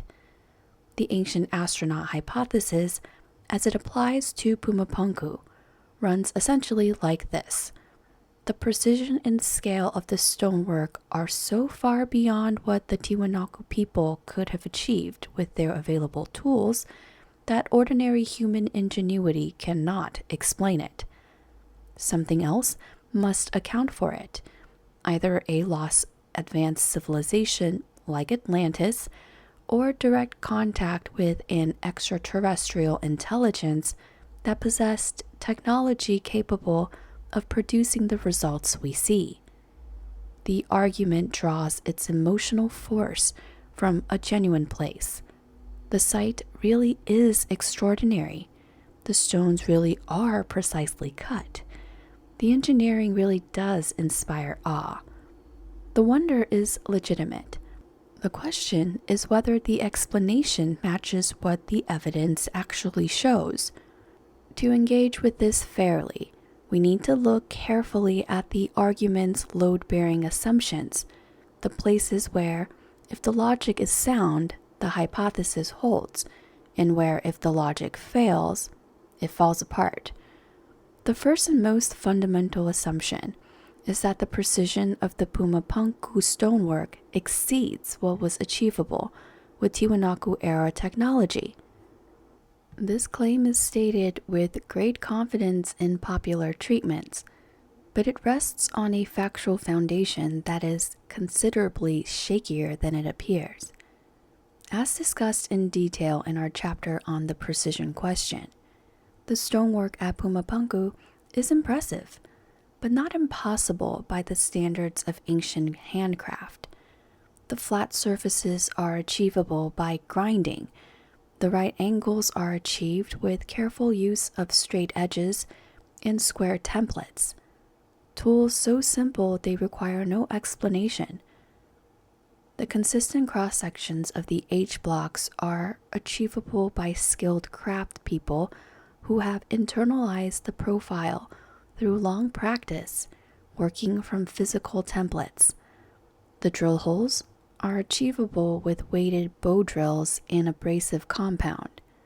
None of these techniques is exotic, and all of them have parallels in other ancient stoneworking traditions that no one seriously proposes required extraterrestrial assistance.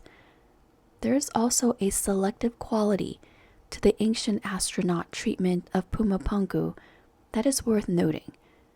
The precision and scale cited as evidence of impossibility are typically the most impressive examples.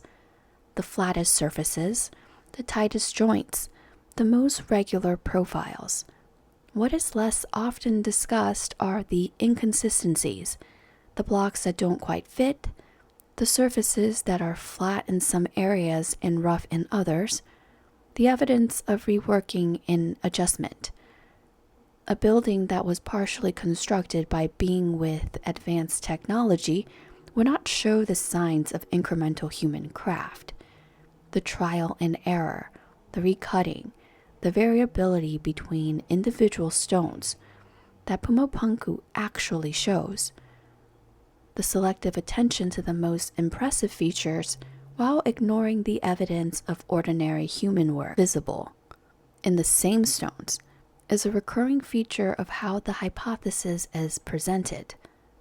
The second assumption is that no human civilizations in the Andes at the relevant time was capable of this kind of achievement.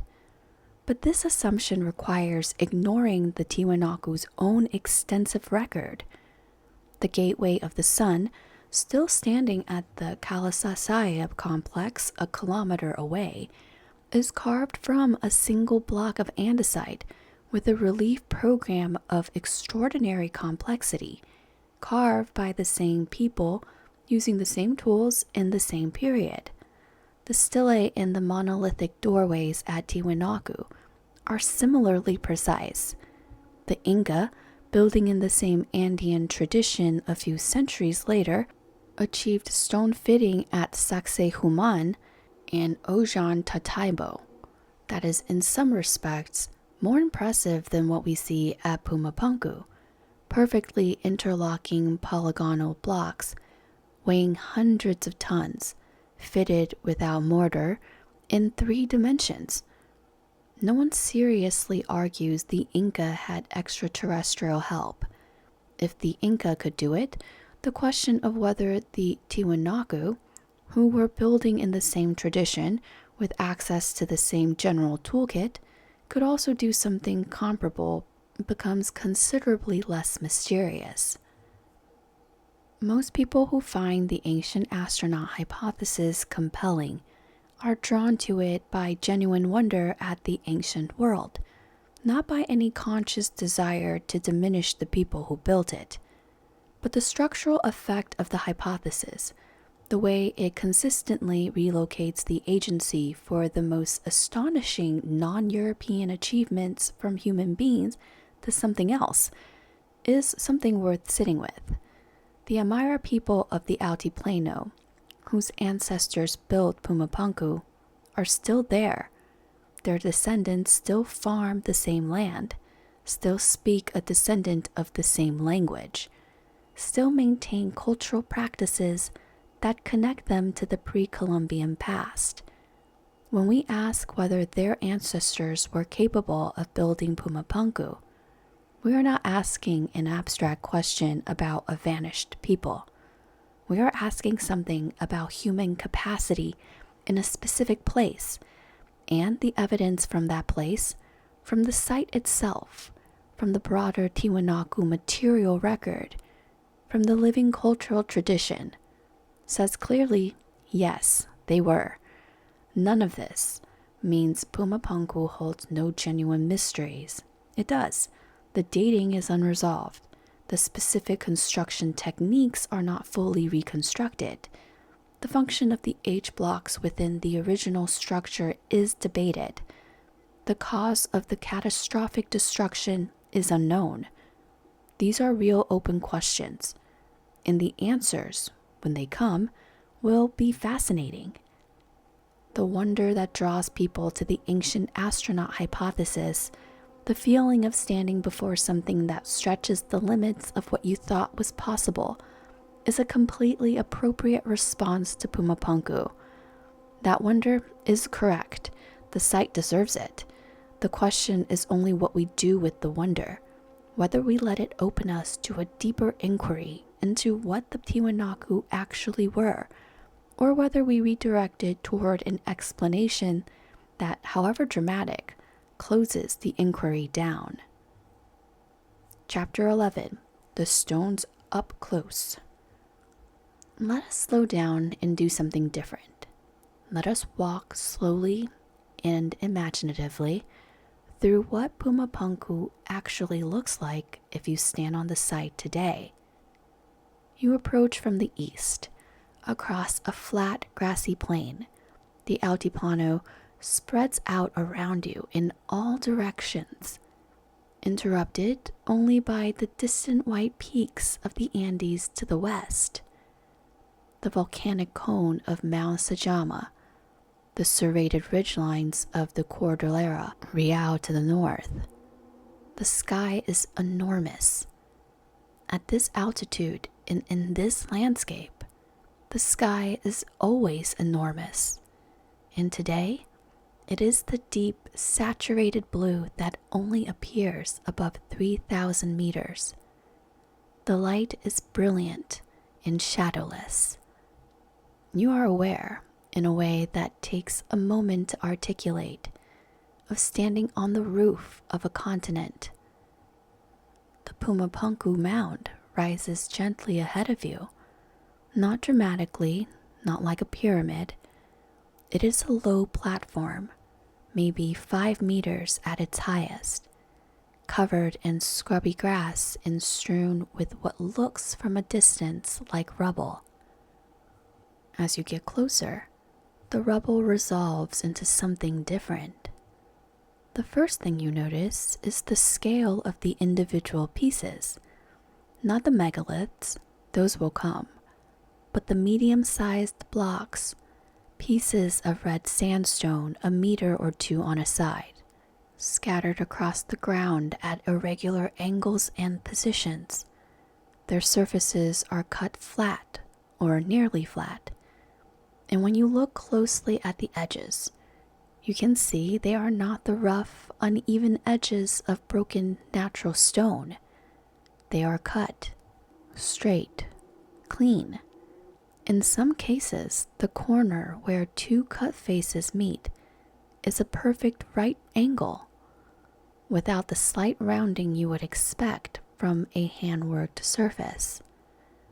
You find an H block. It is lying on its side, partially buried in the soil. You walk around it slowly. The cross-section is the H shape that gives it its name.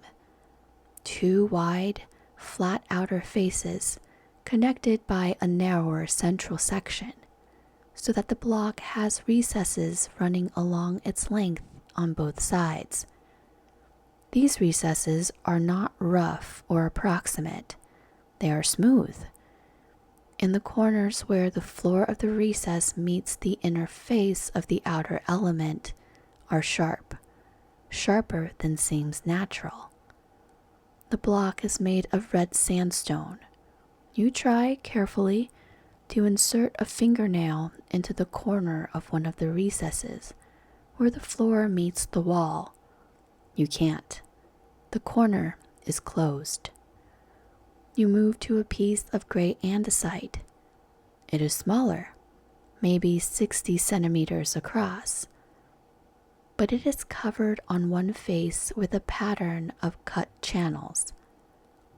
The channels are rectangular in cross-section, and they run parallel to each other, and then one of them turns a corner at exactly 90 degrees and runs perpendicular, and the corner of that turn is, again, sharp. You notice something else. Along the edge of the andesite block, there is a row of small circular indentations, regularly spaced, each one roughly the same diameter. These are the drill holes. In this case, shallow depressions that may have been used to weaken the stone along a line before splitting, in a technique similar to the plug and feather method used by stoneworkers in many cultures. You find one of the large red sandstone blocks, not the largest, but one of the larger ones, lying flat in the grass. You walk its length, 5, 6, 7 steps. It is extraordinarily regular in width. You lie down on your stomach and squint along its top face, sighting along it like the barrel of a gun. It is flat, not perfectly flat. There is a very slight bow to it, maybe a centimeter or two across its full length, but flat in a way that naturally fractured stone is never flat.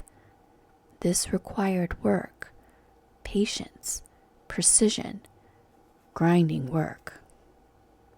In the southeast corner of the site, there is a shallow depression that may represent the remains of the sunken court that archaeologists believe was part of the original structure, a sacred enclosed space accessible by descent, similar to the subterranean temple at the main Tiwanaku complex. The edges of the depression are marked by large stone blocks, some still in something like their original positions, though tilted and partially buried.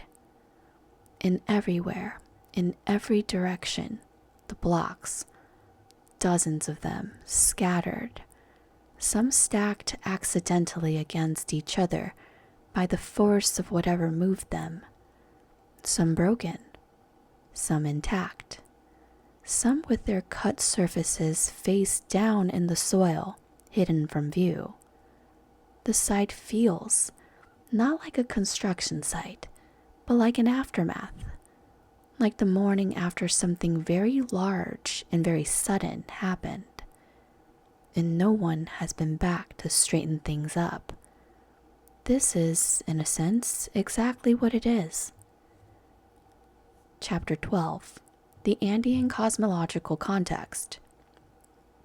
To really hear Puma Punku, to let its meaning settle into you the way it would have settled into the people who built it, you need to spend a little more time with the Andean cosmological system it was designed to embody. The Andean world was organized around a concept of sacred geography. Every significant feature of the landscape, every mountain, lake, spring, and pass was understood as a huaca, a living being with its own personality, its own power, its own needs, and its own relationships with the human community that lived near it. These were not metaphors. The mountains were not merely like gods or symbols of gods. They were gods, active, powerful, demanding presence in the world. The Aymara word for mountain deity is Mauku. And even today, in communities across the altiplano, offerings are made to the mountains, the springs, and the earth in a religious practice that has survived 5 centuries of Christianity and continues to coexist with it. The mountains surrounding the Titicaca Basin were particularly important in this framework. Mount Illimani, the great glaciated peak visible from La Paz, was one of the most powerful apu in the entire Andean world. The volcanoes of the Western Cordillera, Sajama, Parinacota, Pomerape, were also understood as living divine beings. Their glaciers and snowfields were the source of the rivers and streams that fed the agricultural system. When the mountains withheld their snow and glacial melt, the river can run low, the canals dried, the crops failed. When the mountains were generous, the water flowed and life flourished. The relationship between the human community and the mountain deities was not merely symbolic. It was immediate, material, and consequential. The cosmological system of the Tiwanaku world was organized around several key axes. The most important was the vertical axis. The world was divided into 3 realms. Alaxpacha was the upper world, the sky, the realm of the sun, moon, stars, and the great atmospheric powers. Akapacha was the middle world, the present, visible, lived-in world of human beings, animals, plants, and the surface of the earth. Mankhapacha was the lower world, the interior of the earth, the world beneath the ground where the dead went, where the water came from when it emerged in springs, and where the powers of fertility and transformation resided. These 3 worlds were not rigidly separate. Water in particular moved between them in a great circulation. It fell from the sky in rain. It ran across the surface of the middle world in rivers. It sank into the earth and traveled through the lower world. And it emerged again in springs and eventually returned to the sky as clouds. This cycle of water was not merely a physical process. It was a cosmic one. In the management of water, the construction of irrigation canals, the maintenance of the drainage systems in temples, the propitiation of the water-giving mountains and the rain-bringing sky deities, was simultaneously an agricultural and a religious act. The Tiwanaku also organized the world through a horizontal axis. The concept of Pakarina, or place of origin, every community, every lineage, every significant group of people had a Pakarina, a specific place from which their ancestors had emerged, like Lake Titicaca for the sun god's children, or a cave or a spring for a particular local group. These places of origin were sacred in a different way than the mountain gods. They were relational, linking the living to the dead and to the land in a way that defined community identity. The Tiwanaku landscape was mapped with Pakarinas, and the ritual movement of people and objects through that landscape was a way of renewing and reinforcing those identities. Into this framework, a great temple like Puma Punku fits as a cosmic axis, a point where the three worlds could communicate, where offerings from the middle world could reach the upper and lower realms, where the power of the sacred geography was concentrated and made accessible. The architecture of the building, its terraced levels, its sunken courts, its complex water management, was a physical diagram of this cosmology. Ascending the terraces of the platform, you moved toward the upper world. Descending into the sunken court, you approached the lower world. Moving through the doorways with their interlocking stone panels and their carved imagery, you passed from the ordinary world into the sacred one. The gateway god, the weeping figure who appears on the gateway of the sun at the Kalasasaya, and in a slightly different form on various decorated pieces at Puma Punku, was almost certainly the principal deity of this cosmological system. The organizing power of the sky and the weather, the being who sent or withheld the rain, who controlled the sun's movement, who regulated the great cycles of cosmic time. His tears were rain. His attendants, streaming toward him from either side, were perhaps the smaller powers that served the cosmic order, the stars, the winds, the local mountain spirits. Scholars have proposed identifying this deity with Viracocha, the creator god of later Andean mythology, or with a solar deity, or with a rain god, and the debate remains open. What is not in question is the centrality of this figure to the Tiwanaku religious program. His image saturates the material culture of the civilization, appearing on the most prestigious ceramic vessels, on the finest textiles, on the carved stone surfaces of the greatest buildings. He was the face of the sacred, and Puma Punku was, among other things, a house built for that face. To approach the gateway god through the architecture of Puma Punku was to approach the center of the universe, the source of all order, the place where the power that ran the world could be petitioned and appeased. This is the context within which the precision of the stonework makes complete sense. You do not build the house of a god carelessly. You build it with the best material, the finest craft, the most precise execution that your civilization is capable of. The precision of Puma Punku was not accidental, not incidental, not merely aesthetic. It was devotional. It was an offering in itself, the labor of thousands of people over years or generations, making something as perfect as human hands can make it, as an act of reverence toward the powers that held the world together. Chapter 13. The people who built it. Behind every stone is a human being.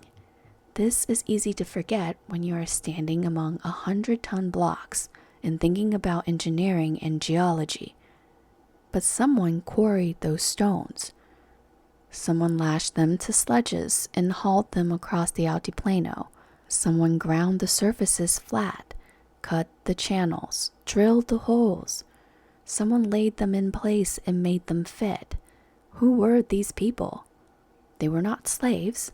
This is an important point, because there is a tendency in popular accounts of large ancient construction projects to assume forced labor, to assume that the people who did the work were compelled to do it against their will. The evidence from Tiwanaku and from Andean cultures more broadly suggests a different model. The Andean labor system that the Incas later formalized was almost certainly operating in some form at Tiwanaku. In this system, communities throughout the state's sphere of influence owed a labor tax to the central authority, not a tax in money or goods, but a tax in work. For a fixed period each year, households would send workers to serve the state in building projects, agricultural labor, military service, or other tasks. In return, the state fed and equipped these workers during their service, hosted communal feasts, provided chicha for drinking, and returned the workers to their communities with their labor having been publicly honored. This was not purely coercive, though it was not purely voluntary either. It was embedded in a system of reciprocal obligations. The workers owed labor to the state, but the state owed food, drink, protection, and religious legitimacy to the workers. The construction of Great Temple was, in this context, a community act, thousands of people contributing their labor to a project that served the whole community's relationship with the divine. The feasting and drinking that went along with construction projects in the Andes, attested archaeologically in the form of ceramic vessels and animal bones found at construction sites, was both a reward and reaffirmation of the social bonds that made the project feasible. The skilled workers, the stone carvers, the master builders, the specialists who cut the channels and ground the faces of the H-blocks, were probably a smaller group of specialists whose expertise was cultivated over a lifetime and transmitted across generations. In the absence of writing, this kind of craft knowledge was held in bodies and hands, in the memory of teachers, in the muscles of students, in the community of practitioners who spent their lives becoming intimate with the behavior of stone under different tools and different conditions. Consider what it would mean to train as a stone carver in Tiwanaku. You would begin young, perhaps as early as 8 or 10 years old, watching the older workers, fetching tools, learning by proximity. Over years, you would develop a sensitivity to stone that does not translate into language. The feeling in your hand of the tool sliding across the grain, the sound the rock makes when the chisel is correctly angled versus when it is not, the particular resistance of andesite versus sandstone, the way a crack wants to run if you strike here versus there. This is not book knowledge, it's somatic knowledge, knowledge that lives in the nervous system, in the muscles and tendons, in the proprioceptive map of the experienced craft person. By the time a master carver at Puma Punku was producing the complex cross-section of the H-blocks, or the precise recesses of the channel work, they had 20 or 30 years of accumulated embodied experience guiding their tools. The precision was not the product of a machine. It was the product of a human being who had spent a working life learning to be precise. We know something about their diet from the archaeological record at Tiwanaku. They ate maize, quinoa, potatoes, and dried llama and alpaca meat. They drank chica. They chew coca leaves, as Andean people have done for millennia. The alkaloid in coca reduce the effects of altitude sickness, suppress hunger and fatigue, and produce a mild stimulation that made the hard physical work of the altiplano more endurable. Strontium isotope analysis of human remains from Tiwanaku has revealed that people buried in the city came from a wide range of geographic origins. Some were local to the basin, others from the coast, from the tropical lowlands, from other highland regions. The city was cosmopolitan in the truest sense, a place where people from many different backgrounds came together, drawn by trade, by religious prestige, by the labor obligations of the system, by the simple magnetism of a great city. They lived in a city that, at its height, was one of the largest and most sophisticated urban centers in the Western Hemisphere. They were not primitive. They were not struggling.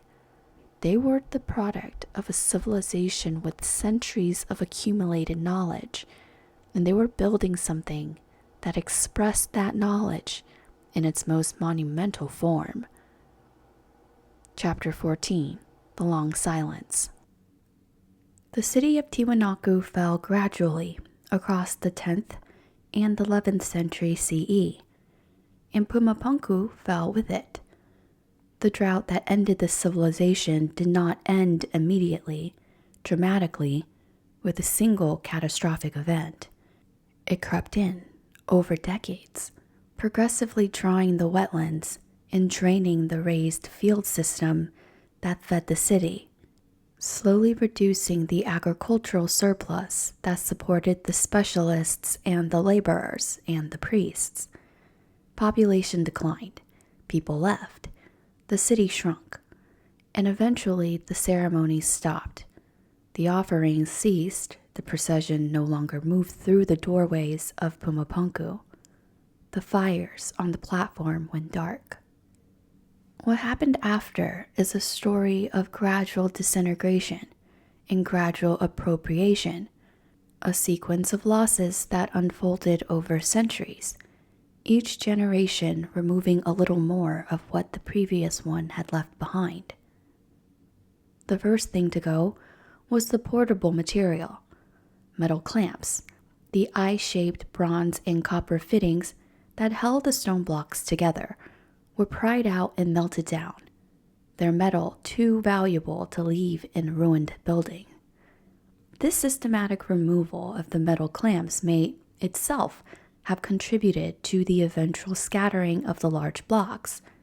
Stones that had been mechanically locked to their neighbors were now free to slide and tip under the influence of earthquake, frost heave, and the gradual settling of the earthen mound beneath them. Worked stones, wherever it could be moved, was taken for new construction. The Inca, when they arrived in the 15th century, found the site already ruinous and already stripped, but they still held it as sacred and may have removed some materials for use at Inca sites, including the island of the sun in Lake Titicaca. The Inca creation myth was anchored to the Titicaca region, and they were clearly aware of Tiwanaku as a place of enormous antiquity and power. The Inca ruler, Topa Inca Yupanqui, reportedly visited the site and ordered the monumental figures there to be incorporated into Inca worship. The ruins were recognized as the work of a previous great civilization, even if the specific identity of the builders had already been forgotten. Then came the Spanish. The conquest of the Inca Empire by Francisco Pizarro and his men between 1532 and 1572, one of the most consequential and violent episodes in the history of the Western Hemisphere, transformed the Andean world utterly. The Spanish brought European diseases, to which the indigenous population had no immunity. By some estimates, 90% of the Andean population died in the century following contact, in one of the largest demographic catastrophes in human history. They brought Christianity and the systematic destruction of indigenous sacred sites in a campaign in which priests traveled through the Andean countryside, destroying huacas, burning mummies, and suppressing native religious practices.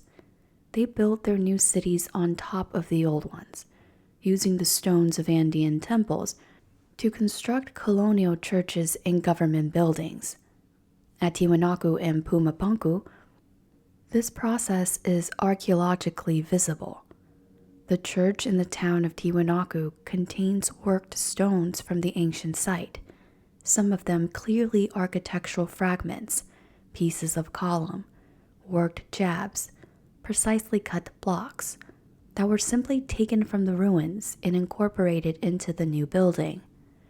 A 16th century account by the Spanish chronicler Pedro Cieza de Leon, who visited Tiwanaku in 1549 and was clearly awed by what he had saw, noted the enormous size of the stones and the impossibility, as he saw it, of explaining how they had been moved.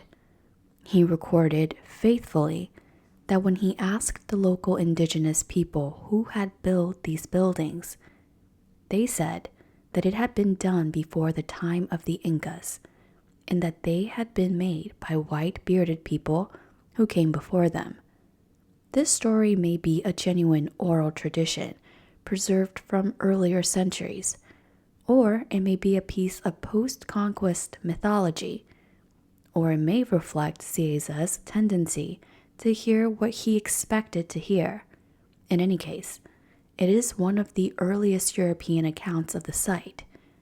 Later, in the late 19th century, came another insult: the construction of railway line across the altiplano, connecting the Bolivian interior to Pacific ports. The railway passed near Tiwanaku, and its builders found the already ruined site a convenient source of ballast stone. Large numbers of architectural fragments were broken up and spread beneath the railway tracks.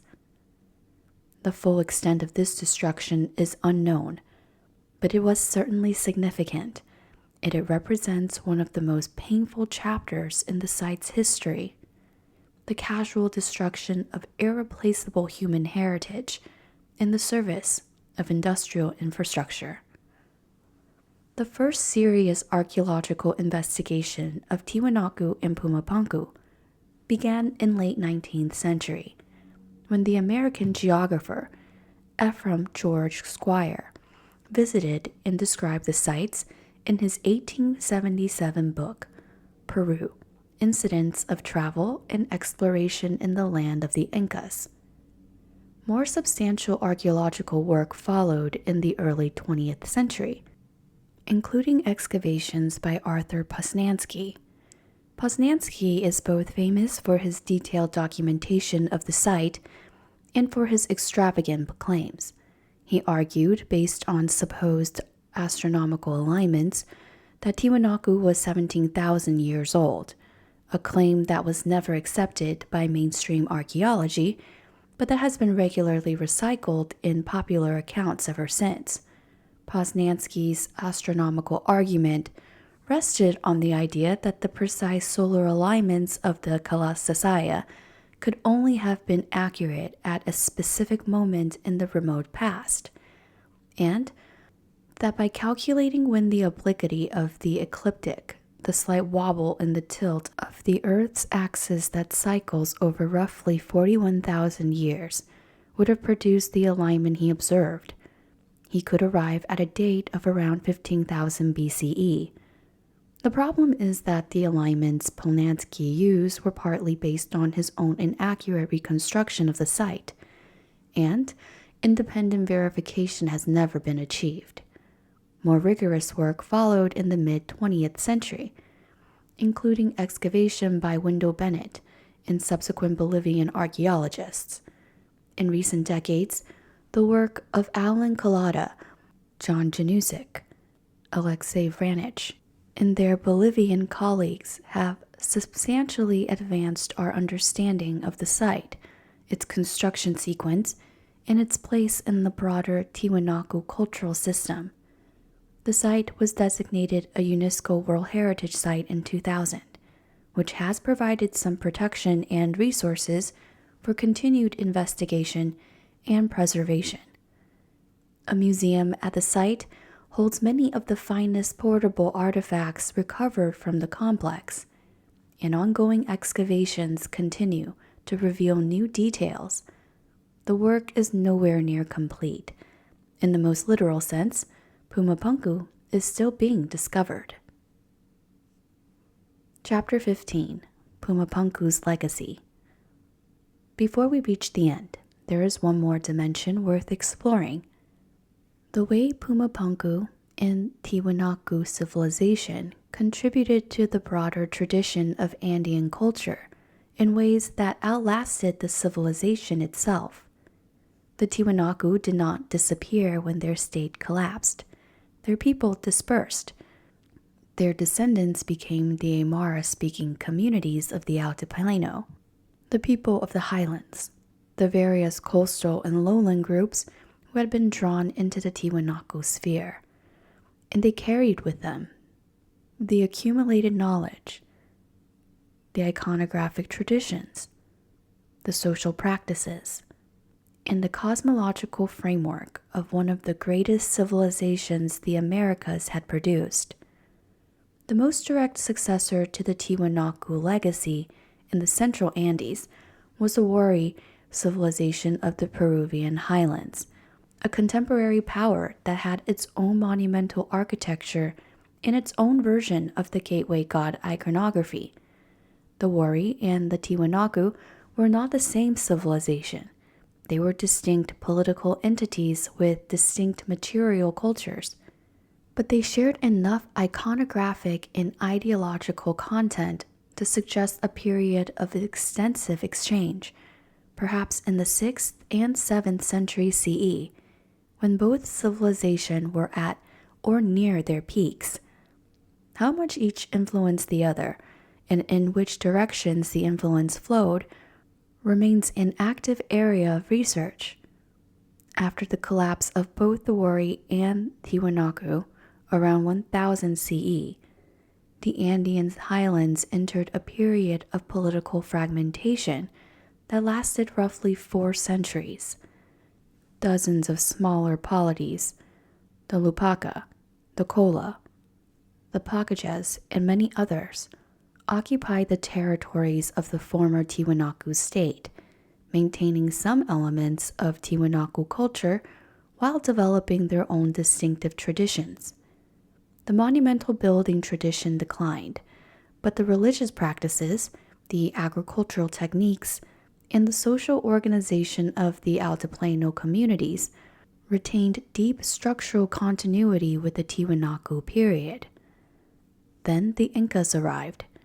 By the mid-15th century, the Inca Empire, which had grown rapidly from a small polity centered on the Cusco Valley in the Peruvian highlands, incorporated the Titicaca Basin in the Tiwanaku heartland into their vast territorial system, which at its maximum stretched some 4,000 kilometers from Colombia to central Chile. The Incas were, in many respects, inheritors and synthesizers of Andean civilizational tradition, and they drew consciously on the Tiwanaku legacy in constructing their own claims to cosmic authority. The Inca identified Tiwanaku as the place of creation, incorporated its ruins into their ceremonial landscape, and borrowed specific architectural and iconographic elements from the Tiwanaku tradition into their own visual program. The Inca achievement in stone, particularly the extraordinary dry stone masonry of Cusco and the mountain sanctuary of Machu Picchu, is in some ways the culmination of a tradition of Andean stoneworking that the Tiwanaku did much to establish. The techniques are different, where the Tiwanaku favored cut and fitted rectangular blocks with middle clamps and tight joints. The Incas used polygonal masonry, irregular, multi-sided blocks fitted together with no mortar, each block uniquely shaped to interlock with its neighbors.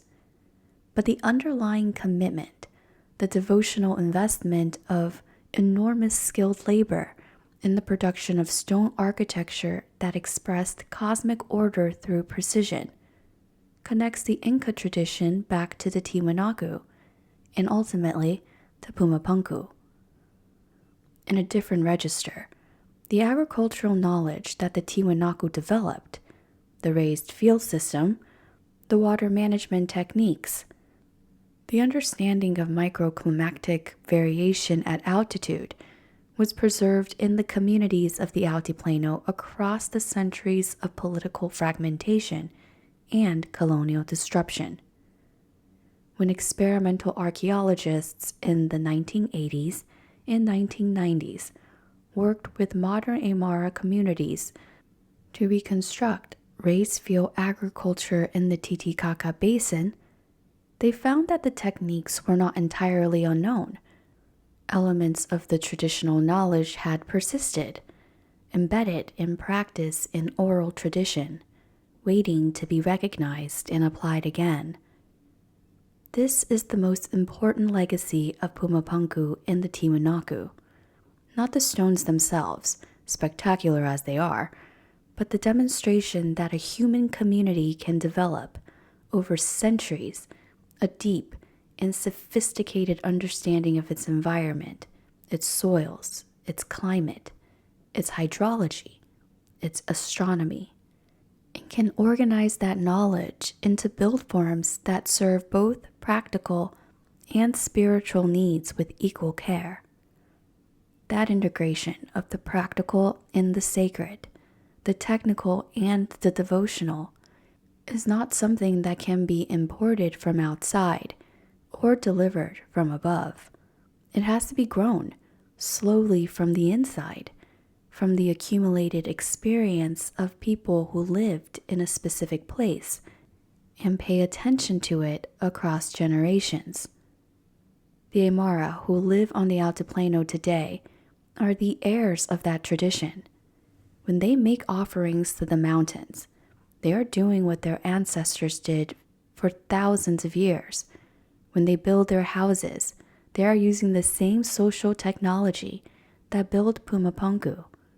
When they plant quinoa in the thin, cold soil at 3,800 meters above the sea, they are drawing on a genetic heritage of cultivated plant varieties developed by their ancestors over millennia of patient selection.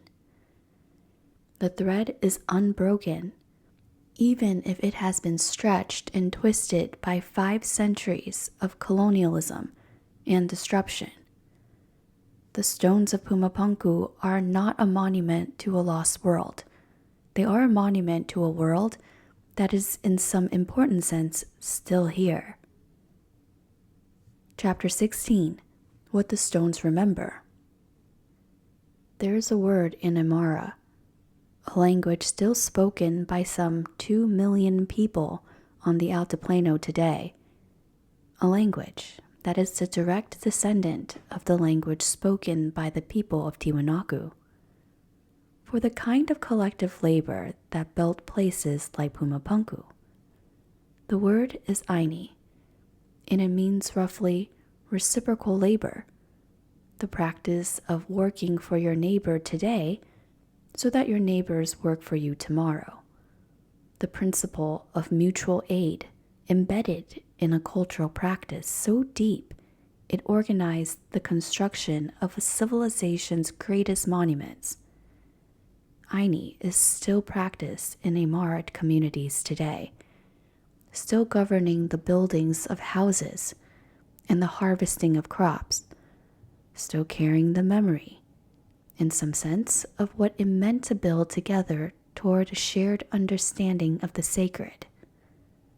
A related concept, minka or minga, refers to communal labor performed for the benefit of the whole community. The repair of an irrigation channel, the construction of a public building, the bringing in of a harvest that might otherwise be lost. These forms of collective work are not romantic in Aymara culture. They are not painted in the soft colors of nostalgia or ideology. They are practical. They are necessary. They are simply how things get done when you do not have machines or money, and when your survival depends on your neighbors, and their survival depends on you. They are ancient and they are still happening. The people who still live on the altiplano, within sight of the mountains that the Tiwanaku pray to, still build their houses with aini, still bring in their harvests together, still make offerings to the earth and the sky in forms that preserve, beneath Christian services, the essential structure of the cosmology that built Puma Punku. When you know that word, and you stand among the stones of Puma Punku, they take on a different quality.